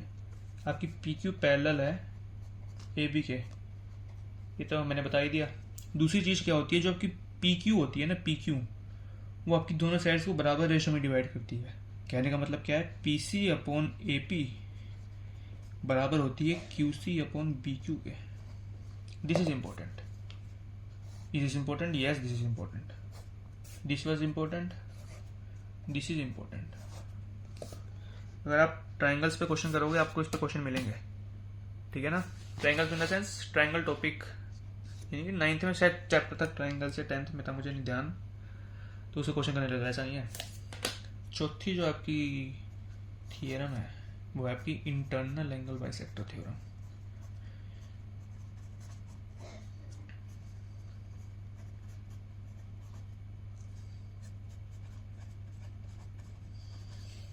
लगता है पेज यूज करना ही पड़ेगा, कोई बात नहीं, कर लेंगे। जितना मैं कोशिश करूँ उतना तो मैं पेज वेस्ट करूंगा। अरे यार कितनी ब्लर हो रहा है। अरे यार चलो, गरीबी नहीं दिख रही मेरी। चलो बढ़िया, मेरे को अच्छा व्यू आ रहा है, माइक कह रहा है मेरा हेलो हेलो। बात यह है कि यार आप अगर आप एक वो बनाओगे, क्या बनाओगे? ट्रायंगल बनाओगे कुछ ऐसा, ए बी सी। अरे एंटी क्लॉकवाइज ना, हाँ ए बी सी मैंने एंटी क्लॉकवाइज ना, हाँ ए बी सी मैंने एक बनाया और मैंने क्या करा? ए से एक इंटरनल एंगल बाइसेक्टर निकाला कुछ इस तरीके का। थोड़ा सीरियस हो जाते हैं, ठीक है? होगा क्या? फिर होता क्या है? सबसे बड़ी बात, जो आपका ए बी अपॉन ए सी है वो आपका बराबर होता है B D upon D C के, ठीक है? जो आपका मीडियन है वो आपकी सामने वाली साइड को उसी रेशो में डिवाइड करती है। किस रेशो में डिवाइड करती है? जो आपकी एडजेसेंट साइड का रेशो है। इस वजह से आपका इंटरनल एंगल बाइसेक्टर थ्योरम। इन छोटी सी उम्र में हम देख लेते हैं एक्सटर्नल एंगल बाइसेक्टर थ्योरम। छोटी सी उम्र पर लाई बाबू सा। तो ट्रायंगल भी इसके लिए थोड़ा अच्छा बनाना पड़ेगा, बताता हूँ क्यों। अरे यार ऐसा क्यों बना दिया? चलो जो होगा सो होगा। अब मैंने क्या करा? ए का एक्सटर्नल एंगल बना दिया। This is external angle, this was internal angle. इसका बाइसेक्टर कुछ इस तरीके का जाएगा। चलो उम्र थी, आई मीन जगह थी इसमें थोड़ी सी, बच गए हम। तो इसमें अनइंटेंशनल है, उम्र भी मेरा अनइंटेंशनल निकला और दूसरी बार भी ए बी सी डी, ठीक है? रेशो क्या है इसमें? बराबर A B by A C बराबर होगा P D by C D के। या तो वही लिख दिया, तो वही होता है यार। जो आपका इजी ए रेशो में डिवाइड होता है वही आपका ये रेशो में डिवाइड होता है। स्टेटमेंट सेम है, डायग्राम अलग है, नाम भी अलग है, ठीक है ना? दिस इज आपका इक्वल एंगल। लिख दूंगा, थोड़ा नेमिंग वेमिंग कर दूं। एक्सटर्नल एंगल बाइसेक्टर दिख रहा है ना? Yes, good good. This was end of our theory of today's class. सबसे मैं सोच के आया था कि ये मैं पूरी थ्योरी आपको 1 घंटे में पढ़ाऊंगा और मेरे को हुए हैं 49 मिनट, तो 10 मिनट जल्दी हूँ मैं। सही है, 10 मिनट जल्दी छुट्टी हो जाएगी आप लोगों की। कोई नहीं, क्वेश्चन पे ज़्यादा टाइम लगाएंगे हम। अब क्वेश्चन करने हैं हमें। पैरेललोग्राम पढ़ लिया, टाइप्स ऑफ क्वाड्रिलेटरल पढ़ लिया, एक्सटेंटर पढ़ लिया। वो तो मुझे कुछ नहीं पढ़ाता ना, जल्दी कैसे पढ़ा दिया यार मैंने। चलो ये भी बढ़िया, आज मजे मजे में पढ़ा रहा हूँ। थोड़ा बताऊँ मैं? क्वेश्चन करते हैं। क्वेश्चन में पता है लिख के, एक मैंने पेपर पे लिख के मैंने रखे हुए थे क्वेश्चंस, मेरे घर वालों ने उससे पानी गिरा दिया, तो उसकी कुछ हालत ऐसी हो चुकी है कोई बात नहीं, काम चल जाएगा। पर देखो, क्वेश्चन लिस्ट फॉर लेक्चर 3, इसके पीछे भी कुछ लिखा हुआ है मैंने, यहाँ पे देखो इन्होंने पूरा गिरा दिया। ये वैसे आपका काम का नहीं है। मैं सोच रहा था कि एक वीडियो बनाऊँ, शॉर्ट बनाऊँ, क्यूबिक कैसे सोल्व करते हैं। बेसिकली आपका जब इंजीनियरिंग मैथमेटिक्स में जाओगे ना, फर्स्ट ईयर में आपको एक मेथड पढ़ाएंगे, कार्डेनोज मेथड। उसमें आपको सिखाएंगे कि कोई भी क्यूबिक कैसे सोल्व करते हैं। तो मैं देखो सोल्व कर रहा था ऐसे कि थोड़ा एक्सप्लेन करने की कोशिश कर रहा था, तो मुझे रियलाइज़ हो कि यार ये अगर मैं इनको तुम्हें सिखाऊंगा तो तुम कंफ्यूज हो जाओगे। और सबसे बड़ी बात, काम आएगा तो इतना काम नहीं आएगा। चलो देखता हूँ, क्वेश्चन करते हैं बिना किसी देरी के। कुछ और निकलने वाला था मेरे मुंह से। जेईई मेंस 2019 का आया हुआ क्वेश्चन। अगर आपको ये सीक्वेंस कहीं मिलता जुलता दिखे तो कृपया मुझे माफ कर दें। It triangle has a vertex. आज होमवर्क दूंगा भाई 10 क्वेश्चन, 10 तो नहीं दूंगा चलो, वरना कल की क्लास हमारी होमवर्क डिस्कशन में निकल जाएगी। 5 दूंगा 5 दे दूंगा। And the mid point of 2 sides through it are -1,1 and 2,3. Then centroid of this triangle is, बताओ। ट्राइंगल सेट करते हैं। अरे गिर मत जाइए भाई आज तू, ध्यान सुनता है। क्वेश्चन क्या कह रहा है? क्वेश्चन कह रहा है एक ट्राइंगल है जिसकी वर्टेक्स है 1,2। ठीक है, ट्राइंगल बनाते सबसे पहले तो मैंने बना लिया एक ट्राइंगल ए, इसकी मैंने वर्टेक्स बोल दी 1,2 है। गुड। मिड पॉइंट्स है बाकी 2 साइड्स के -1,1 और 2,3, यानी कि इसको बी बोल देता हूँ, इसको सी बोल देता हूँ। रुको वैसे, इसको मैं बोल देता हूँ पी -1,1, इसको मैं बोल देता हूँ क्यू 2,3। ये एक रफ डायग्राम है, ठीक है ना। हो सकता है ये आपका ट्राइंगल इक्वेटर निकला है, हो सकता है राइट एंगल निकला है, मुझे नहीं पता। मैंने रफ डायग्राम बनाया है एक। ओके, क्या कह रहे हैं? सेंट्रोइड बताओ ट्राइंगल का, तो बड़ा आसान है यार। इसको मैं बोल देता हूँ x1 y1, इसको मैं बोल देता हूँ x2 y2। हमें पता है कि अगर हमें ए बी का मिड पॉइंट निकालना होता तो हम क्या फॉर्मूला लगाते? 1 + x1/2 2 + y1/2 ये बराबर होता मिड पॉइंट के एक्स कोऑर्डिनेट के बराबर। और मिड पॉइंट का एक्स कोऑर्डिनेट हमारे पास है जो कि है -1, और वाई कोऑर्डिनेट क्या है 1। x1 आ गया आपका -3, y1 आपका आ गया 0 आ गया ना। तो जो आपका x1 y1 आया, यानी कि आपका b है b, वो आ गया आपका -3,0। सिमिलरली आपका 1 + x2/2 बराबर 2, 1 + y2/2, 1 क्यों लिख दिया भाई, 2 + y2/2 = 3। वाह क्या पैटर्न है। 5। तो जो आपका सी पॉइंट आ गया, यानी कि x2 y2 वो आ गया आपका 3,5। यहाँ साइन अलग बना दिया, अलग बना दिया, क्या बात है। Diversity, we believe in diversity. हमारे पास ए है, बी है, सी है, क्या हम जी नहीं निकाल सकते? जी हाँ निकाल सकते हैं, जो कि होगा यहाँ भी होगा वहाँ भी होगा, अब तो सारे जहाँ में होगा क्या मेरा ही जलवा। 250। मैं आंसर भी लिख के लाया हूँ, डोंट वरी। कल में कन्फ्यूजन हो गई थी, आंसर गलत है सही है, पर सही थे आंसर, डोंट वरी। 7/3 1/3 7/3 है, गलत आ गया। 1/3 तो सही है, 7/3 नहीं है, 2 आ रहा है, 2 आ रहा है, 6 आएगा यहाँ पे, कुछ गलती कर दी क्या? 1 + 6 + 2 8 आएगा है, 8। इसका 2 है, इसका 0 है, इसका 5 है। क्या गलती कर दिया? कोऑर्डिनेट्स तो सही लिखे हैं। 1,2 1 + x1/2 = -1। अच्छा जी, -2 वहाँ गया, -3 आ गया, ठीक है। 2 + y1/2 = 1। 1 + x2/2 = 2, 2 + y2/2 = 3, 2 से 6। अच्छा यहाँ 4 आएगा ना, तो यहाँ 6 आएगा, यहाँ 2 आ जाएगा। मैं तो डर ही गया था। अच्छी बात है मैं आंसर लिख के लाया हूँ, ऐसे ही करूँगा अगली बार से। ओ भाई अभी माइक का हो जाती है ऐसी तैसी, अभी माइक की ऐसी तैसी हो जाती, पर हमने बचा लिया। मेरा पैर फिर से सो चुका है। वैसे हो भी रात रही है, क्या इसको बोले हम, ट्राइंगल ABC। अच्छा क्वेश्चन क्यों पढ़ रहा हूँ, लिखना है ना। आया हुआ है क्या? हाँ 2020 में आया हुआ है। पिछले वाला क्वेश्चन देखो कितना आसान था, 2019 में आया हुआ था। पर अब एक्सपेक्ट मत करना है ऐसे क्वेश्चन। अब इसके मैं बोलूँगा 10% भी नहीं आते, इससे आपका 3 गुना आता है क्वेश्चन इस समय पे। 3 गुना मुश्किल, ज़्यादा ही 5 गुना बोल लो आप। और क्या यार, मैं मजाक नहीं कर रहा। क्वेश्चन देख लो जाके, स्ट्रेट लाइन में क्वेश्चन देख लो। अब मैंने स्ट्रेट लाइन क्वेश्चन देखे कि 2026 के लूँगा, 2026 में एक भी डायरेक्ट क्वेश्चन नहीं है, सब में स्ट्रेट लाइन की इक्वेशंस का यूज़ हो रहा है। करेंगे बाद में करेंगे, चिंता मत करो। सोच रहा हूँ 2026 के सारे क्वेश्चन करा दूँगा आपको क्लास में। S vertices A -1,7 B -7,1 and C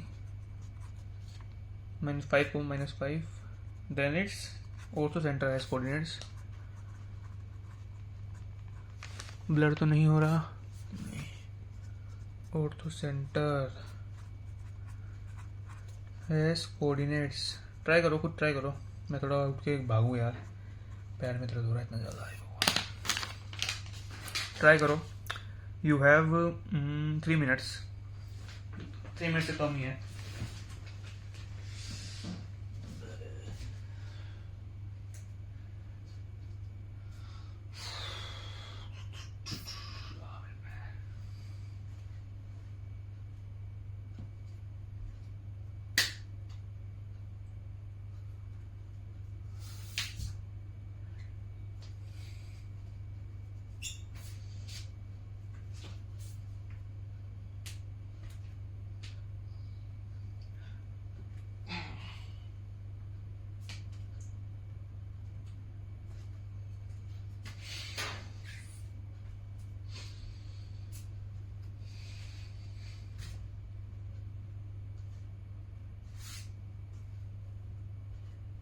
calcium की कमी से होता है मेरे ख्याल, पैस होता है जो।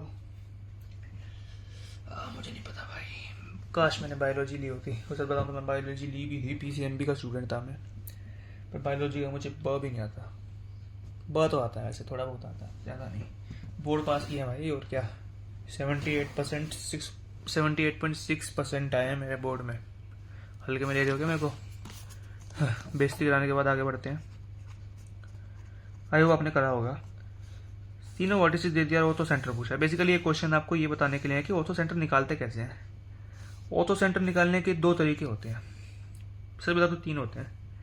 मेथड 1 जो हम अभी कर रहे हैं, क्या मेथड 2 और मेथड 3 मैं आपको बताने वाला हूँ? नहीं बताऊँगा, समय आने पे बताऊँगा, याद दिलाना, बता दूँगा। अरे यार कुछ बोलते ही नहीं।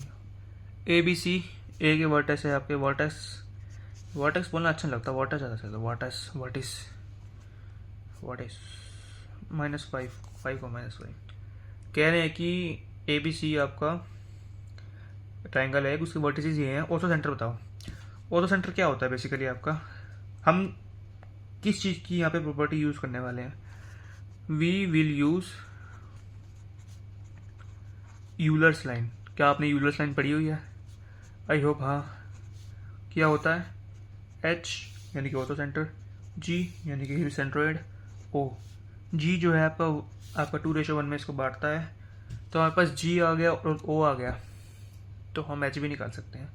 कंपैरेटिवली G निकालना सबसे आसान है, O निकालना बहुत आसान है, इसलिए हम इसी पाथ से मूव करने वाले हैं। G निकालते हैं सबसे पहले, यानी कि सेंट्रोइड, जो कि होता है आपका तीनों साइड्स का सम, तीनों कोऑर्डिनेट्स का सम अपॉन 3। 5 -7 -1/3, गलती करती क्या? नहीं, 7 + 1 - 5/3 निकाल लेते हैं। ये आ गया आपका -3 सॉरी -1 8 5 1। अरे वाह कितना बढ़िया आया, -1,1। ठीक है। वैसे मैं थोड़ा ड्रामा कर रहा हूँ, मैं क्वेश्चन सोल्व कर चुका हूँ ये वाला, पहले ये वाला कर चुका हूँ, उससे पहले वाला नहीं किया था, कौन करे। ये वाला मैंने इसलिए करा था क्योंकि मैं देखना चाहता कि डेटा कैसा बैठ रहा है। डेटा अच्छा बैठ रहा था इसलिए मैं कर चुका हूँ। ड्रामा तो करना ही पड़ता है थोड़ा, क्या करें।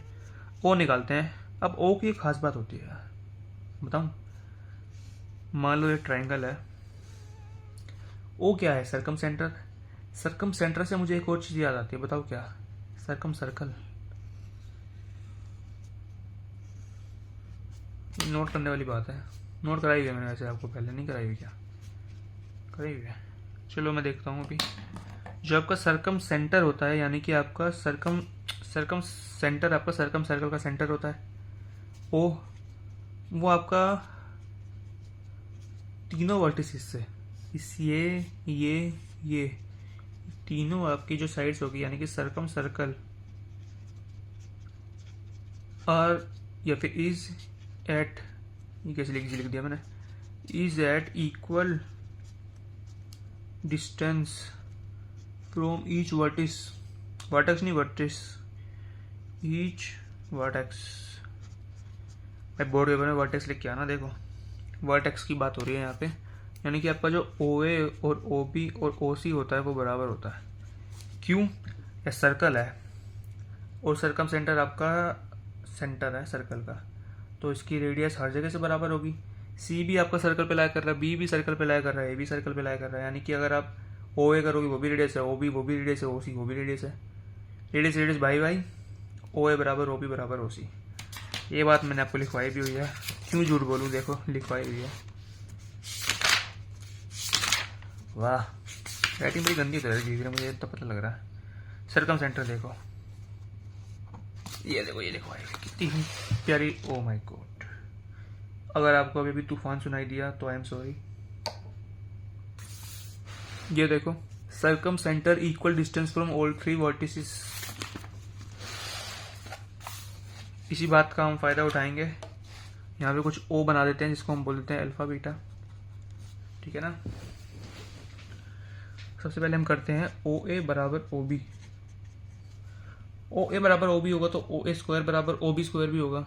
स्क्वायर क्यों लगाया? ताकि मुझे डिस्टेंस फॉर्मूला में जो अंडर रूट आता है बड़े वाला, वो न लगाना पड़े। यानी कि आपका अल्फा प्लस 1 का whole square plus beta minus 7 का होल स्क्वायर इक्वल टू आपका ओ बी है ना, अल्फा प्लस 7 का होल स्क्वायर बीटा माइनस 1 का होल स्क्वायर।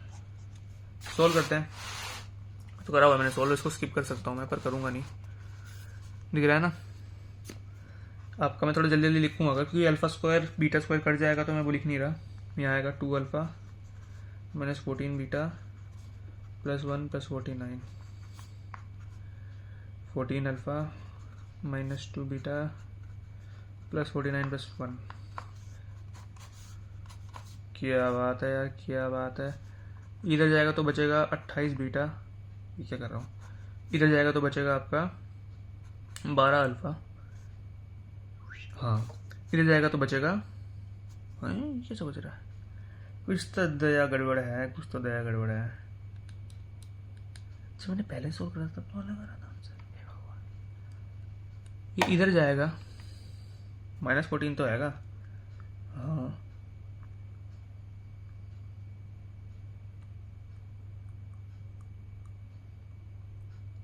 तो कर रहा हूँ, फिर मैं क्या दिक्कत है। 12 अल्फा माइनस 12 अल्फा बीटा, इनके आपका अल्फा बराबर आ गया माइनस बीटा के। पहले मेरा अल्फा बराबर आ रहा था, क्या कर रहा हूँ यार मैं, सही तो कर रहा हूँ। अल्फा बराबर माइनस बीटा ही तो है, कुछ नहीं कोई गड़बड़ नहीं है, आई एम सॉरी। अल्फा बराबर माइनस बीटा आ गया। ये हमने करा था ओ स्क्वायर बराबर ओ बी स्क्वायर, हम करते हैं ओ बी स्क्वायर बराबर ओ सी स्क्वायर। क्या होगा, अल्फा प्लस 7 का whole square beta plus plus है माइनस 1 का होल स्क्वायर बराबर अल्फा माइनस 5 का होल स्क्वायर बीटा प्लस 5 का होल स्क्वायर। तो जल्दी जल्दी करेंगे। 14 अल्फा प्लस 2 बीटा प्लस 50 बराबर माइनस 10 अल्फा प्लस 10 बीटा बराबर 50 प्लस 50, इससे ये कट गया। हमारे पास क्या आया, हमारे पास आया कि इसको यहाँ ले जाऊँगा 24 अल्फ़ा बराबर 12 बीटा, 12 नहीं सॉरी 8 बीटा, 8 बीटा, 8 बीटा तो आया। अल्फ़ा बराबर आ गया 3 अल्फ़ा बराबर आ गया बीटा। ठीक है, अब बीटा को मैं यहाँ रखूँगा तो हमारे पास आ गया अल्फ़ा प्लस बीटा 0 था हमारे पास, तो हमारे पास आ गया आपका 4 बीटा 3 बीटा 4 बीटा बराबर 0, यानी कि बीटा बराबर 0, बीटा बराबर 0 अल्फ़ा बराबर 0, यानी कि हमारे पास जो अपना सरकम सर्कल आया, सरकम सेंटर आया, वो आ गया 0 0। देखो मैंने सरकम सर्कल लिख दिया यहाँ पे। यही होता है जब आप मजाक ज़्यादा करते हो और पढ़ाई कम करते हो। थोड़ा सा मैंने सोचा था इम्प्रूव करूँगा आज, जो कि कर भी रहा हूँ और सोचता हूँ तो सही भी लग रहा है, थोड़ा पढ़ाई से फोकस हट रहा है, सीरियस होना पड़ेगा थोड़ा। अब हमारे पास क्या क्या आ चुका है, हमारे पास एक यूलर्स लाइन ले लेते हैं, एच हम मान लेते हैं एक्स वाई, ओ सॉरी जी हमारे पास है कितना था -1,1, और हमारे पास ओ कितना था 0,0, 2:1।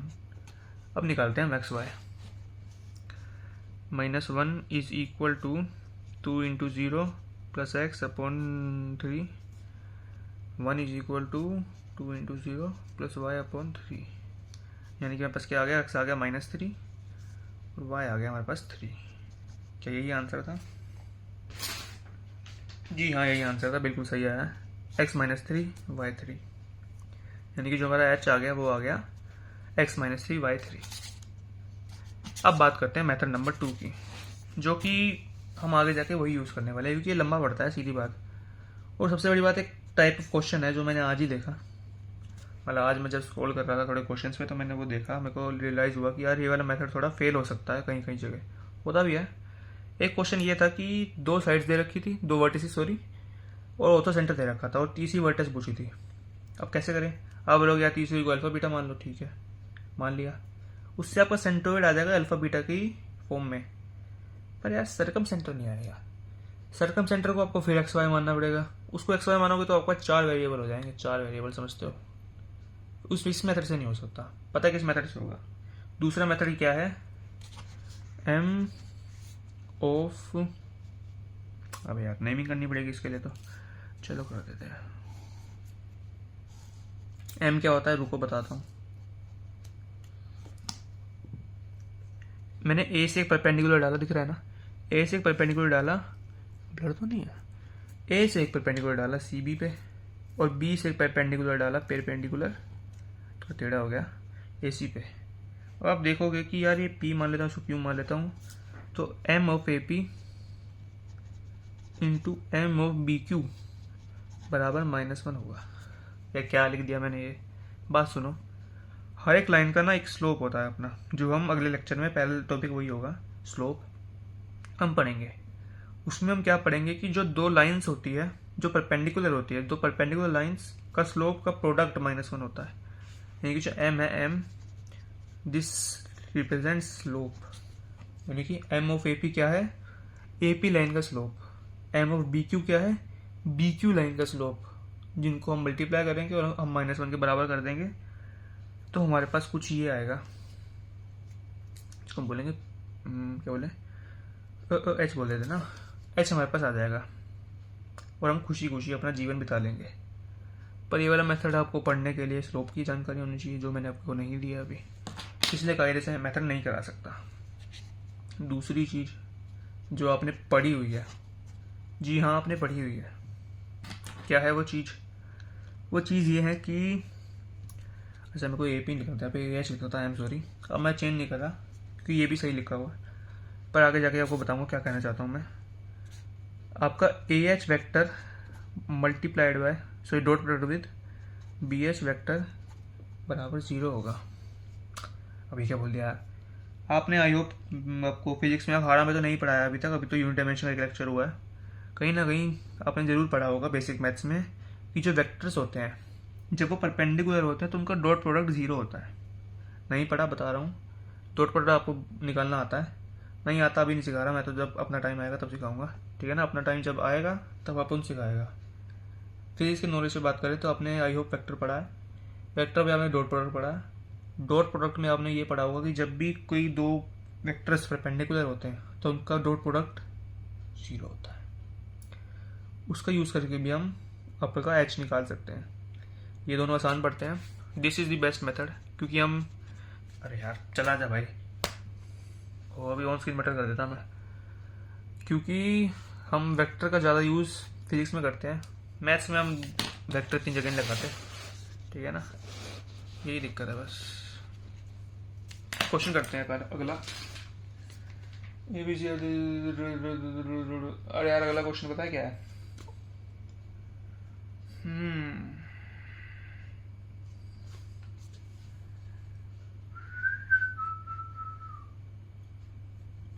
अगला भी क्वेश्चन सेम है, सर बताऊँ वैसे। चलो ये कर लेते हैं, कोई बात नहीं, कर लेते हैं। मैं सोचा थोड़ा टाइम बचाने का, पर टाइम क्योंकि बचा हुआ है मेरे पास तो हम कर लेते हैं। टाइम टेकिंग नहीं है, मैं बताऊँ, क्योंकि ना उसमें थोड़ा मैं आपको चाह तो होमवर्क दूँ, ऐसे ही होमवर्क दे दूँगा, कोई बात नहीं। एक बात भी हमें बतानी है इसी बहाने मुझे। क्या क्या वर्ड से वो हिले ना, हिल तो ना।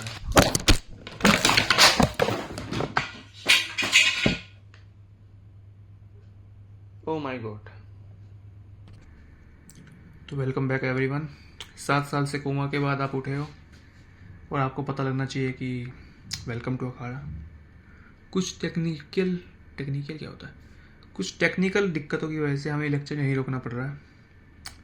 सो टेक केयर, मिलते हैं, bye bye. I was just joking, here we go again. वैसे मैंने जो भी वीडियो रिकॉर्ड करी शीशे में, उसमें मैंने माइक नहीं पकड़ रखा था, तो मोस्ट प्रोबेबली उसमें आवाज़ नहीं आई होगी।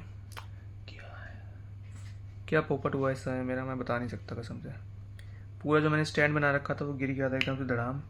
शुगर है स्क्रीन पे कुछ ज़्यादा वो नहीं आया, स्क्रैच वगैरह नहीं आया, क्योंकि पहले टूटी पड़ी है, ज़्यादा क्या आएंगे इससे ज़्यादा। तो बाकी एक साइड मैंने रख रखी है plane trigonometry SL Loney book, वो पढ़ाम गिर गई बिल्कुल ही, पढ़ाम करके। उसके साथ में मैंने रख रखी है डबल एंट्री कीपिंग, जो अकाउंट्स की बुक है, वो भी धड़ाम गिर गई भाई, एक पढ़ाम एक धड़ाम। शुक्र है फ़ोन को कुछ नहीं हुआ। बाकी हियर वी गो अगेन, पढ़ाना तो पूरा ही है यार। अरे मेरी चिट्ठी वहाँ रह गई यार, चिट्ठी आई है क्या है, सारी बुक की इधर उधर होके बताओ। ओ तेरी, फिर गिरेगा यार। आज तो पता नहीं क्या बन रहा है वीडियो, कसम से कुछ भी इंटेंशनल नहीं है, मेरे में इतना दिमाग ही नहीं है कि मैं बिल्कुल ही धड़ाम करके अपना फ़ोन गिराऊं। क्वेश्चन लिखते हैं, छोड़ो सो।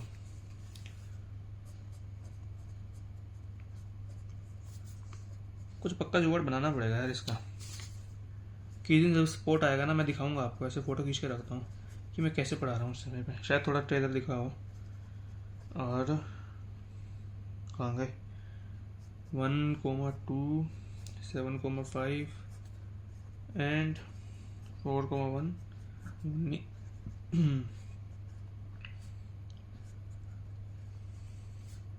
ब्लर हो रहा है ना, मेरे हाथ में क्या श्राप लगा हुआ है, पता है तो ठीक हो गया। फाइंड डिस्टेंस बिटवीन, चिंता मत करो, मजाक जितना मर्जी हो चाहे, कंटेंट पूरा दे रहा हूँ, आप चेक कर लेना, सारा कंटेंट दूंगा मैं आपको। पहला ऑर्थो सेंटर एंड सेंट्रोइड। बात करते हैं क्वेश्चन की, बड़े थोड़ा सीरियस हो जाते हैं, बहुत मजाक हो गया, थोड़ा आपका माइंड फ्रेश हो गया होगा है ना, अगर कोई देख रहा है तो। बाकी तो है, पिछली वीडियो में 25 व्यूज आए थे बस बताओ, उसमें से 4-5 तो मेरे ही थे खुद के। एक हमें ट्राइंगल दे रखा है जिसकी हमें तीनों वर्टिसेस दे रखी है रिस्पेक्टिवली, यानी कि A ये, B ये, C ये। अगर रिस्पेक्टिवली ना लिखा होता तो क्या होता है, ट्राइंगल में तो कोई फर्क नहीं पड़ता, पर पैरेललोग्राम और पैरेललोग्राम जैसे ही क्वाड्रिलेटरल में दिक्कत आ जाती है, जो मैं आपको अगले क्वेश्चन में समझाऊंगा, ठीक है। मैं देख सकता हूँ कि हमें 3 वर्टिसेस दे रखी है ट्राइंगल की, हमें डिस्टेंस बताना है इसके ऑर्थो सेंटर और सेंट्रोइड के बीच में, ठीक है। Method 1, Euler's line. आप यूलर्स लाइन में सबसे पहले सेंट्रोइड निकालें, इसका निकाल लेंगे जी, उसके बाद आपका इसका सर्कम सेंटर निकाल लेंगे जी, उसके बाद इसका ऑर्थो सेंटर निकालें और डिस्टेंस बता दें। ये है नॉर्मल ज़िंदगी, पर जो हम करने वाले हैं वो है मेंटोस ज़िंदगी। चेकिंग दिख रहा है, ब्लर हो रहा है थोड़ा, अभी फ़ोन लाने लगा था फिर गिरता। Checking the nature of triangle. ये क्या कह रहा हूँ मैं बताता हूँ। एक ट्रायंगल ना बहुत तरीके का हो सकता है, थोड़ा सड़ू भी हो सकता है, थोड़ा खुशहाल आपका व्यवहार का भी हो सकता है, सैड भी होते हैं, आपकी गुस्से वाले तो होते ही हैं ज़्यादातर ट्रायंगल नुकीले से, है ना। पर कुछ ट्रायंगल ऐसे होते हैं जो हमें बहुत हेल्प करते हैं। इसलिए मेरी एक बात बड़ी ध्यान रखना, note always check nature of every triangle given in a question. अब मतलब क्या है ये देखो, ठीक है ना। मैं ये कहना चाहता हूँ कि अगर आपको ट्रायंगल दे रखा है कोई भी क्वेश्चन में 3 वर्टिसेस के साथ, तो ज़रूर ना ज़रूर उसका कोई ना कोई नेचर आपको अजीब मिलेगा ही मिलेगा, ठीक है ना। यानी कि हो सकता है वो आइसोस्केलेस हो सकता है वो इक्विलैटरल हो और सकता है कि वो राइट एंगल ट्रायंगल हो। अगर ये तीनों में से कुछ होता है तो फिर भाई बल्ले बल्ले हमारा काम बहुत ज़्यादा आसान हो जाता है। जनरल जो ट्रायंगल होता है उसमें हमारा काम मुश्किल होता है, इन तीनों में हमारा काम आसान होता है। करते हैं इसका नेचर चेक। नेचर चेक कैसे करते हैं, कैलकुलेट, दिख रहा है ना, साइड लेंथ, यानी कि जो साइड लेंथ है उसको हम कैलकुलेट कर लेते हैं। ए है हमारा 1,2, ब्लर तो नहीं हो रहा ना, बी है हमारा 7,5, सी है हमारा 4,11। ए बी क्या होगा आपका 6 का स्क्वायर 3 का स्क्वायर 39 √39। बी सी क्या होगा 4 7 - 4 3 9 11 - 5 आपका 6 36। कितना हो गया आपका 45 हो गया ना, सही कहा मैंने। 7 - 4 3 5 - 11 11 - 5 हो गया 6 हो गया, सही करा। ए सी भगवान थोड़ा बचा लेना, 4 - 3 81, ये हो गया आपका 84 हो गया। एक मैं बात देख सकता हूँ कि जो ए सी है, ए सी अगर मैं उसको स्क्वायर कर दूँ वो आ रहा है 84, जो ए बी है उसका स्क्वायर कर दूँ तो आ रहा है 39, और आपका बी सी है वो उसका स्क्वायर कर दूँ तो आ रहा है 45। मैं एक बात देख सकता हूँ कि जो ए सी का स्क्वायर आ रहा है वो ए बी के स्क्वायर प्लस बी सी के स्क्वायर का बराबर आ रहा है। अब ये सही बात है, मैंने जानबूझ के किया था, तभी मैं थोड़ा भगवान से प्रार्थना कर रहा था कि मैंने डेटा बोलता ChatGPT को कि डेटा सेट कर बहन कि 3 वर्टिसेस है ट्रायंगल की और वो राइट एंगल ट्रायंगल निकले, तो सही करा। आई होप कोई गलती नहीं की, वरना मेरी बेइज्जती हो जाती है यहाँ पे। तो यहाँ पे हम देख सकते हैं कि जो ABC है वो एक राइट एंगल ट्रायंगल है। आपने नोटिस भी किया होगा मैंने अभी तक वो नहीं बनाई, अपनी फिगर नहीं बनाई। आप ऐसा मत करना, फिगर बना लेना, उसके बाद अगर राइट एंगल ट्रायंगल निकलता तो फिर चेंज कर देना, है ना। मैथ करता ना थोड़ी क्या दिक्कत है, साथ देख लो ना, पता लगे अभी पोपट हो जाए। हाँ सही है। तो हम कह सकते हैं कि हमारा एक ट्रायंगल है कुछ इस तरीके का, ठीक है ना,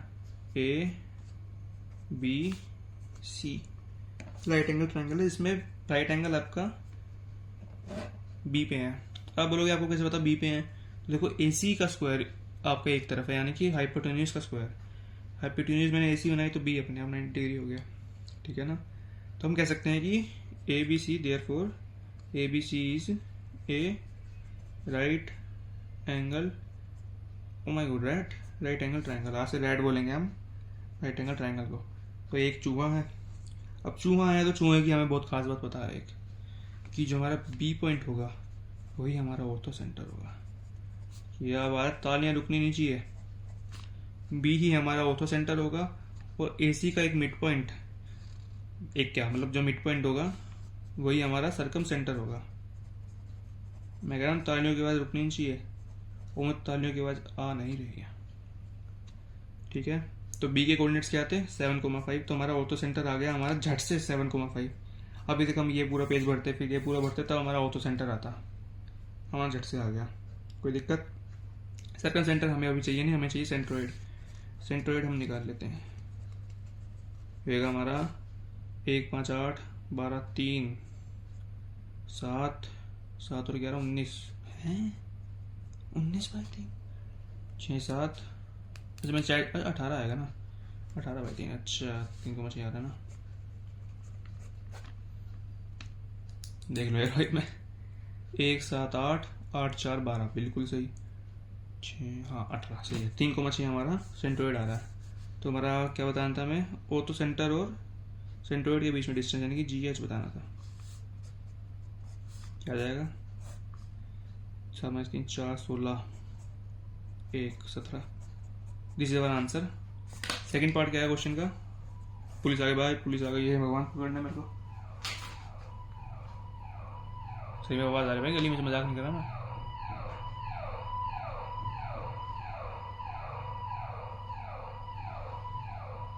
चलेगी शुक्र है भगवान का। अच्छी बात है, हमको मेरे इस कांड के बारे में बता लगा।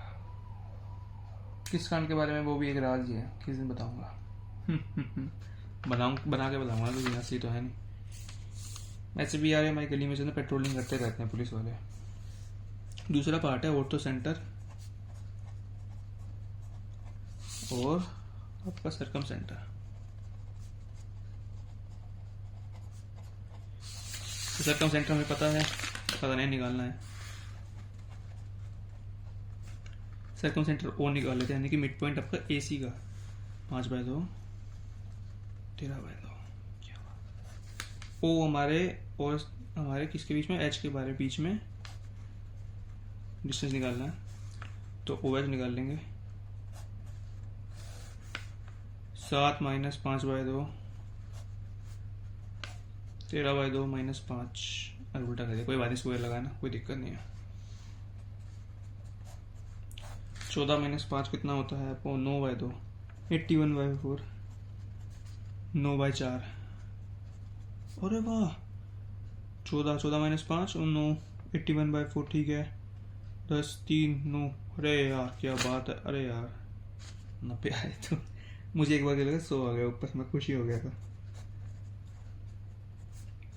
चिंता मत करो, सही है सब। √90/2 इज अवर आंसर। तीसरा पार्ट आपने गैस कर ही लिया, वो क्या है, क्या है भाई बता दो।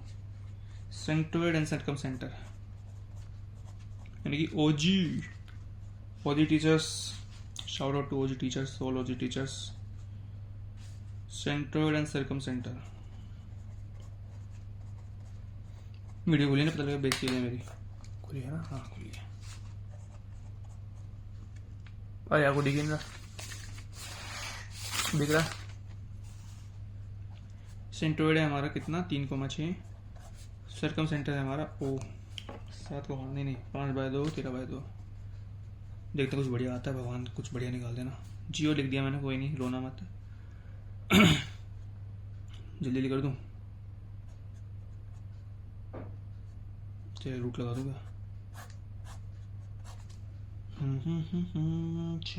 हाँ सही करा। कुछ भी नहीं बनना, बढ़िया। 6 4 या 24 होता, 26 कुछ नहीं होता भाई। This is our answer. ये हैंडमेड क्वेश्चन था मेरा, ठीक है ना, चुराया नहीं हुआ कहीं से। पहले के तो चुराए हुए थे, चुराए क्या होते, JEE मेंस में ही थे यार। सीक्वेंस जरूर मैंने फॉलो करा, कहीं से चुराया था, मतलब कि क्वेश्चन मिल जाए कहीं पे इस टॉपिक पे, तो मैंने कहा चलो क्लास नोट्स खोल लेते हैं, सर के बहुत बढ़िया पढ़ाते हैं सर। खोल लिया, मिल गए, ले आया। पहला क्वेश्चन करते हैं।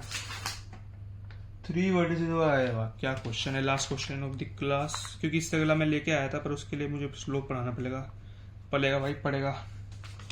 मेरे को थोड़ी बोलने में दिक्कत आती है यार, मैं वैसे सही बोलता हूँ, कैमरे के सामने थोड़ा नर्वस हो जाता हूँ, इसलिए मेरी ऐसे थोड़ी तोतली वाली आवाज़ हो जाती है कभी कभी। पैरेललोग्राम के 3 वर्टिसेस दे रखे, क्या बात है यार, क्या बात है।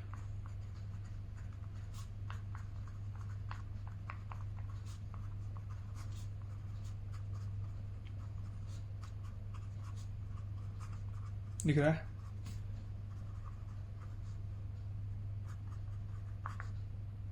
अरे यार देखना है क्या लिखता है, मेरे को कुछ समझ नहीं आ रहा। ये दूसरी साइड क्या लिखी है, 7,5 लिखी है ना, पर ये नहीं, ये वाली 6,2 लिखी है ना पक्का। घर वाले ना मेरे क्या करें यार, बड़ा परेशान करते हैं, क्या करें। 6 2 3 6 फाइंड फोर्थ वर्टेक्स।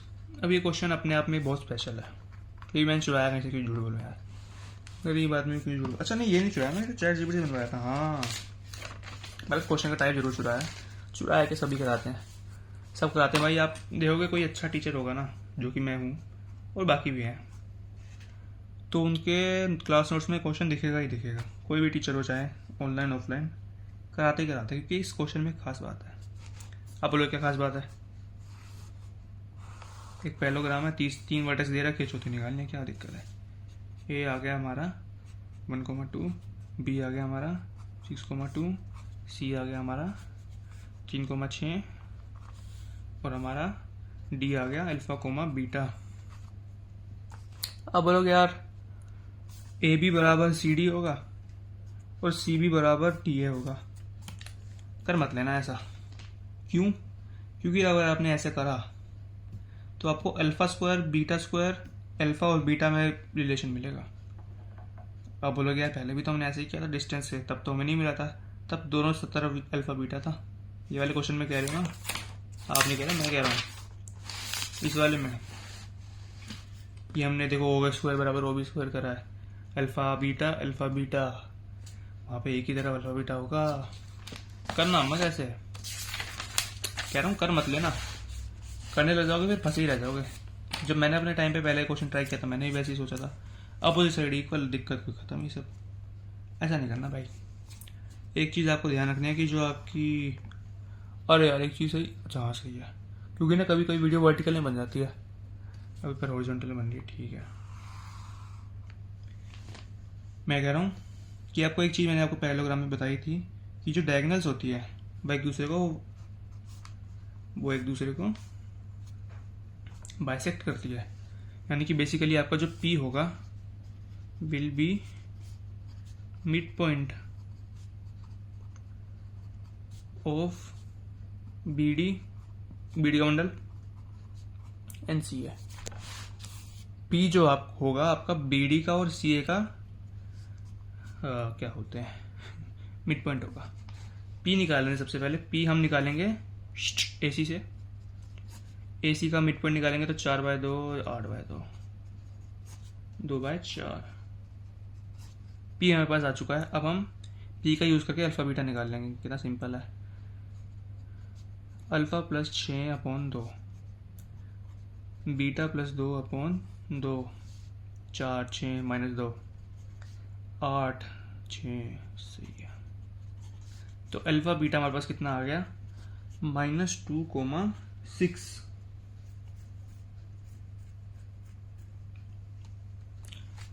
और आपको बताना चाहूंगा कि ये आंसर आपका सही है, बट ये गलत है। जब भी मैं ये टिक लगाऊं ना, ये सही भी है और गलत भी है, तो इसका एक मीनिंग है। आई होप आपने गेस करा होगा, नहीं करा तो मैं बता दूं, इसका मतलब है इनकम्प्लीट। क्योंकि अगर आपका आंसर इनकम्प्लीट हुआ तो वो गलत है, क्योंकि ये ऑब्जेक्टिव है मेरे भाई। यहाँ बोलेंगे नंबर ऑफ सॉल्यूशन बताओ, हे भगवान मेरा ही पैर लग गया, मैं डर गया। अगर आपका एक ही सॉल्यूशन आ रहा है पर थे 3, इसका मतलब आपने इनकम्प्लीट निकाला है, और आप लगाओगे एक आंसर तो वो गलत हो जाएगा। इसलिए मतलब आपका सही भी है और गलत भी है, समझे मेरी बात। आप बोलोगे यार क्या दिक्कत है इसमें, बताओ। आपने बताया कि मिड पॉइंट होगा, आपने फॉर्मूला लगाया, आपने आंसर निकाला, बताओ क्या गलत है। कैलकुलेशन मिस्टेक में तो इसमें कोई गलती है नहीं। गलती कहाँ है कि यार हमने मान लिया कि ABCD रिस्पेक्टिवली लिखा है। यहाँ पे देखो रिस्पेक्टिवली लिखा है, यहाँ पे कहीं लिखा है कि ये A है, ये B है, ये C है, नहीं लिखा ना। 3 वर्टिसेस दे रखी है, हो सकता है ये A हो सकता है ये है हो सकता है ये A हो। फिर अब कुछ नहीं करेंगे, एक बार फिर से करेंगे।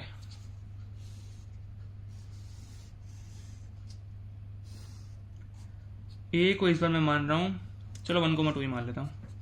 बोल देता हूँ इसको A है, ये B है, ये C है, बोल देता हूँ मैं। पर किसने बोला कि पैरेललोग्राम ABCD है? हो सकता है ACBD हो सकता है ए डी बी सी हो। क्या क्या पॉसिबल है? A B C D, A C B D, A D C B, A D B C, है ना? तो बताओ अब क्या करें। पता है सबसे बढ़िया, अगर आपको पैरेललोग्राम में कभी भी केस गिनने हो, सबसे बढ़िया तरीका क्या है? ए के सामने वाली वर्टेक्स देखो। ए के सामने क्या है? सी। अब ए के सामने एक बार बी रख देता हूँ, फिर ए के सामने मैं एक डी रख दूंगा। उसके अलावा कोई केस नहीं बनेगा, मेरी गारंटी है। आप बोलोगे यार आप ए के सामने बी रख दोगे तो यहाँ पे सी डी आ जाएगा, मेरे को बिल्कुल सही।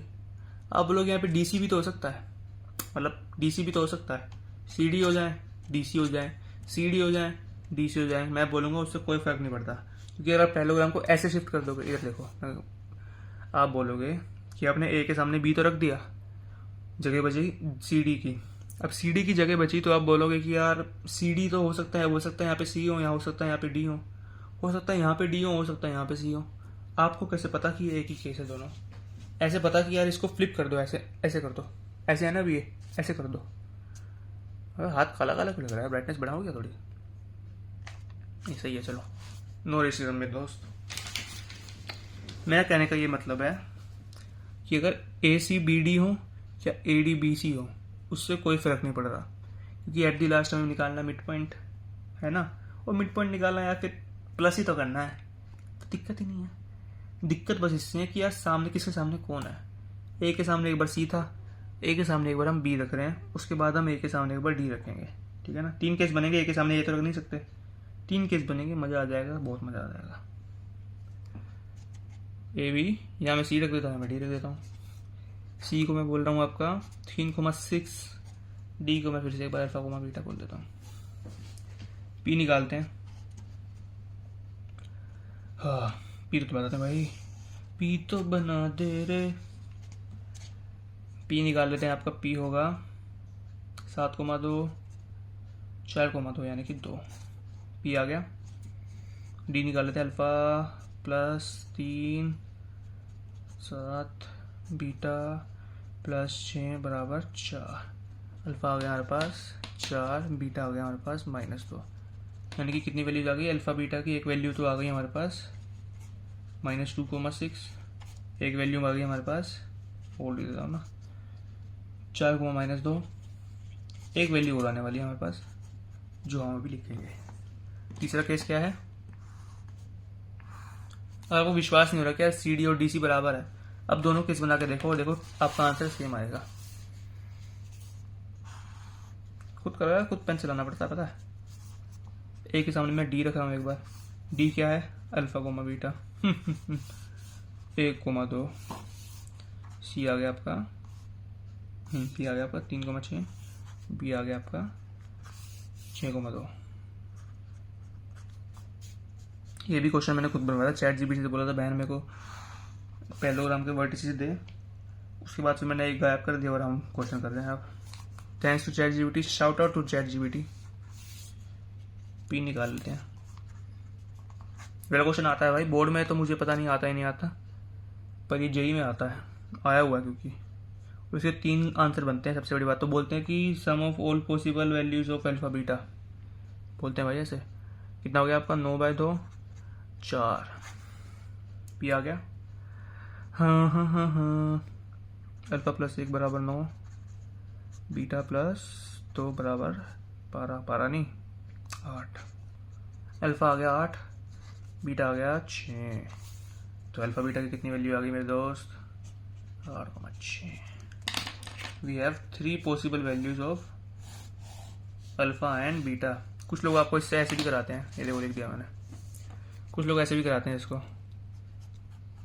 रफ वर्क, कि मतलब ऐसे बनवा देंगे कि पैरेललोग्राम, फिर एक ऐसा बनवा देंगे,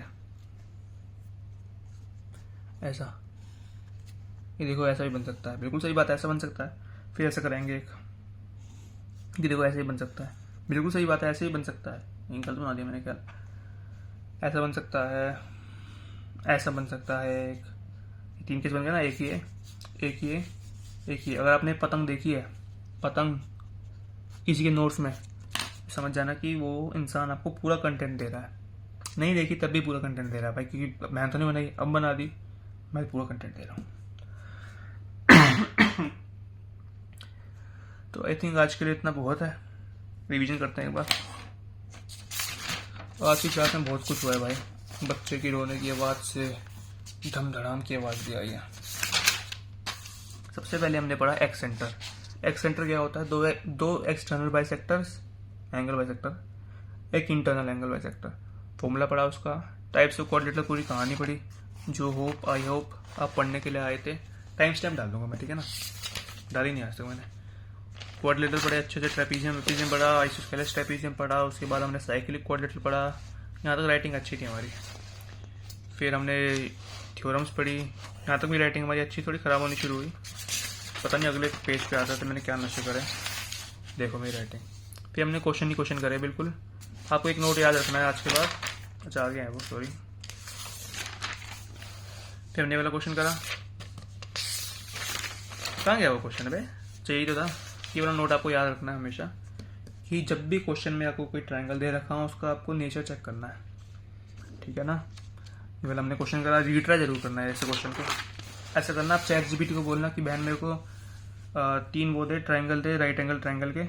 उसके बाद फिर आप खुद ट्राई करना उसको, ठीक है ना? इसके अलावा मैंने ये क्वेश्चन किया पतंग वाला। And that will be our end of class. I hope आप लोग अच्छे होंगे। एक बार आपको मेरी शक्ल दिखाता हूँ। आओ, इस बार माइक लेके जाऊँगा। मिरर में दिखानी पड़ेगी, पोस्ट कर लेता है। तो आई होप आप लोगों को मेरा लेक्चर पसंद आया होगा। और लो मेरी थोड़ी शक्ल देख लो। बस फेस रिवील कर दिया था मैंने इससे पहले वाली वीडियो पे, जो देखी नहीं किसी ने, ठीक है ना? वो ये रहा मेरा माइक, जो देखी नहीं किसी ने, मैं कह रहा हूँ। बाकी आई होप आज का लेक्चर आपको पसंद आया होगा। मैं थोड़ा थंबनेल भी चेंज कर रहा हूँ। लिखा हुआ क्वाड्रिलेटरल्स इन वन शॉट। ऐसे वो बच्चा पढ़ता रहता है, ऐसे थंबनेल थोड़ा डिप्रेसिंग सा लगता है ना? अब मज़ा आएगा बिल्कुल, बिफोर एंड आफ्टर वाला, बिल्कुल आज मज़ा आ जाएगा। बाकी कमेंट करो अगर आपको पूरी प्रूफ वाली एक वीडियो चाहिए तो, और सब्सक्राइब करो कि अगर आप चाहते हो कि मैं iPad पे पढ़ाऊँ। और कुछ मत करो अगर आप चाहते हो कि चलो याद आएगा तो बताऊँगा। बाकी पढ़ते हो यार, ठीक है, चलो मिलते हैं। ऐसा करेंगे, थोड़ा थोड़ा मैं आपको अपनी शक्ल दिखाता रहूँगा, क्योंकि ना ऐसे थोड़ी वीडियो एंगेजिंग रहती है। बाकी मैं पढ़ा रहा हूँ, तुम पढ़ रहे हो, क्या फ़ायदा? ठीक है, चलो फिर बाय बाय, मिलते हैं अगली वीडियो में। Till then take care.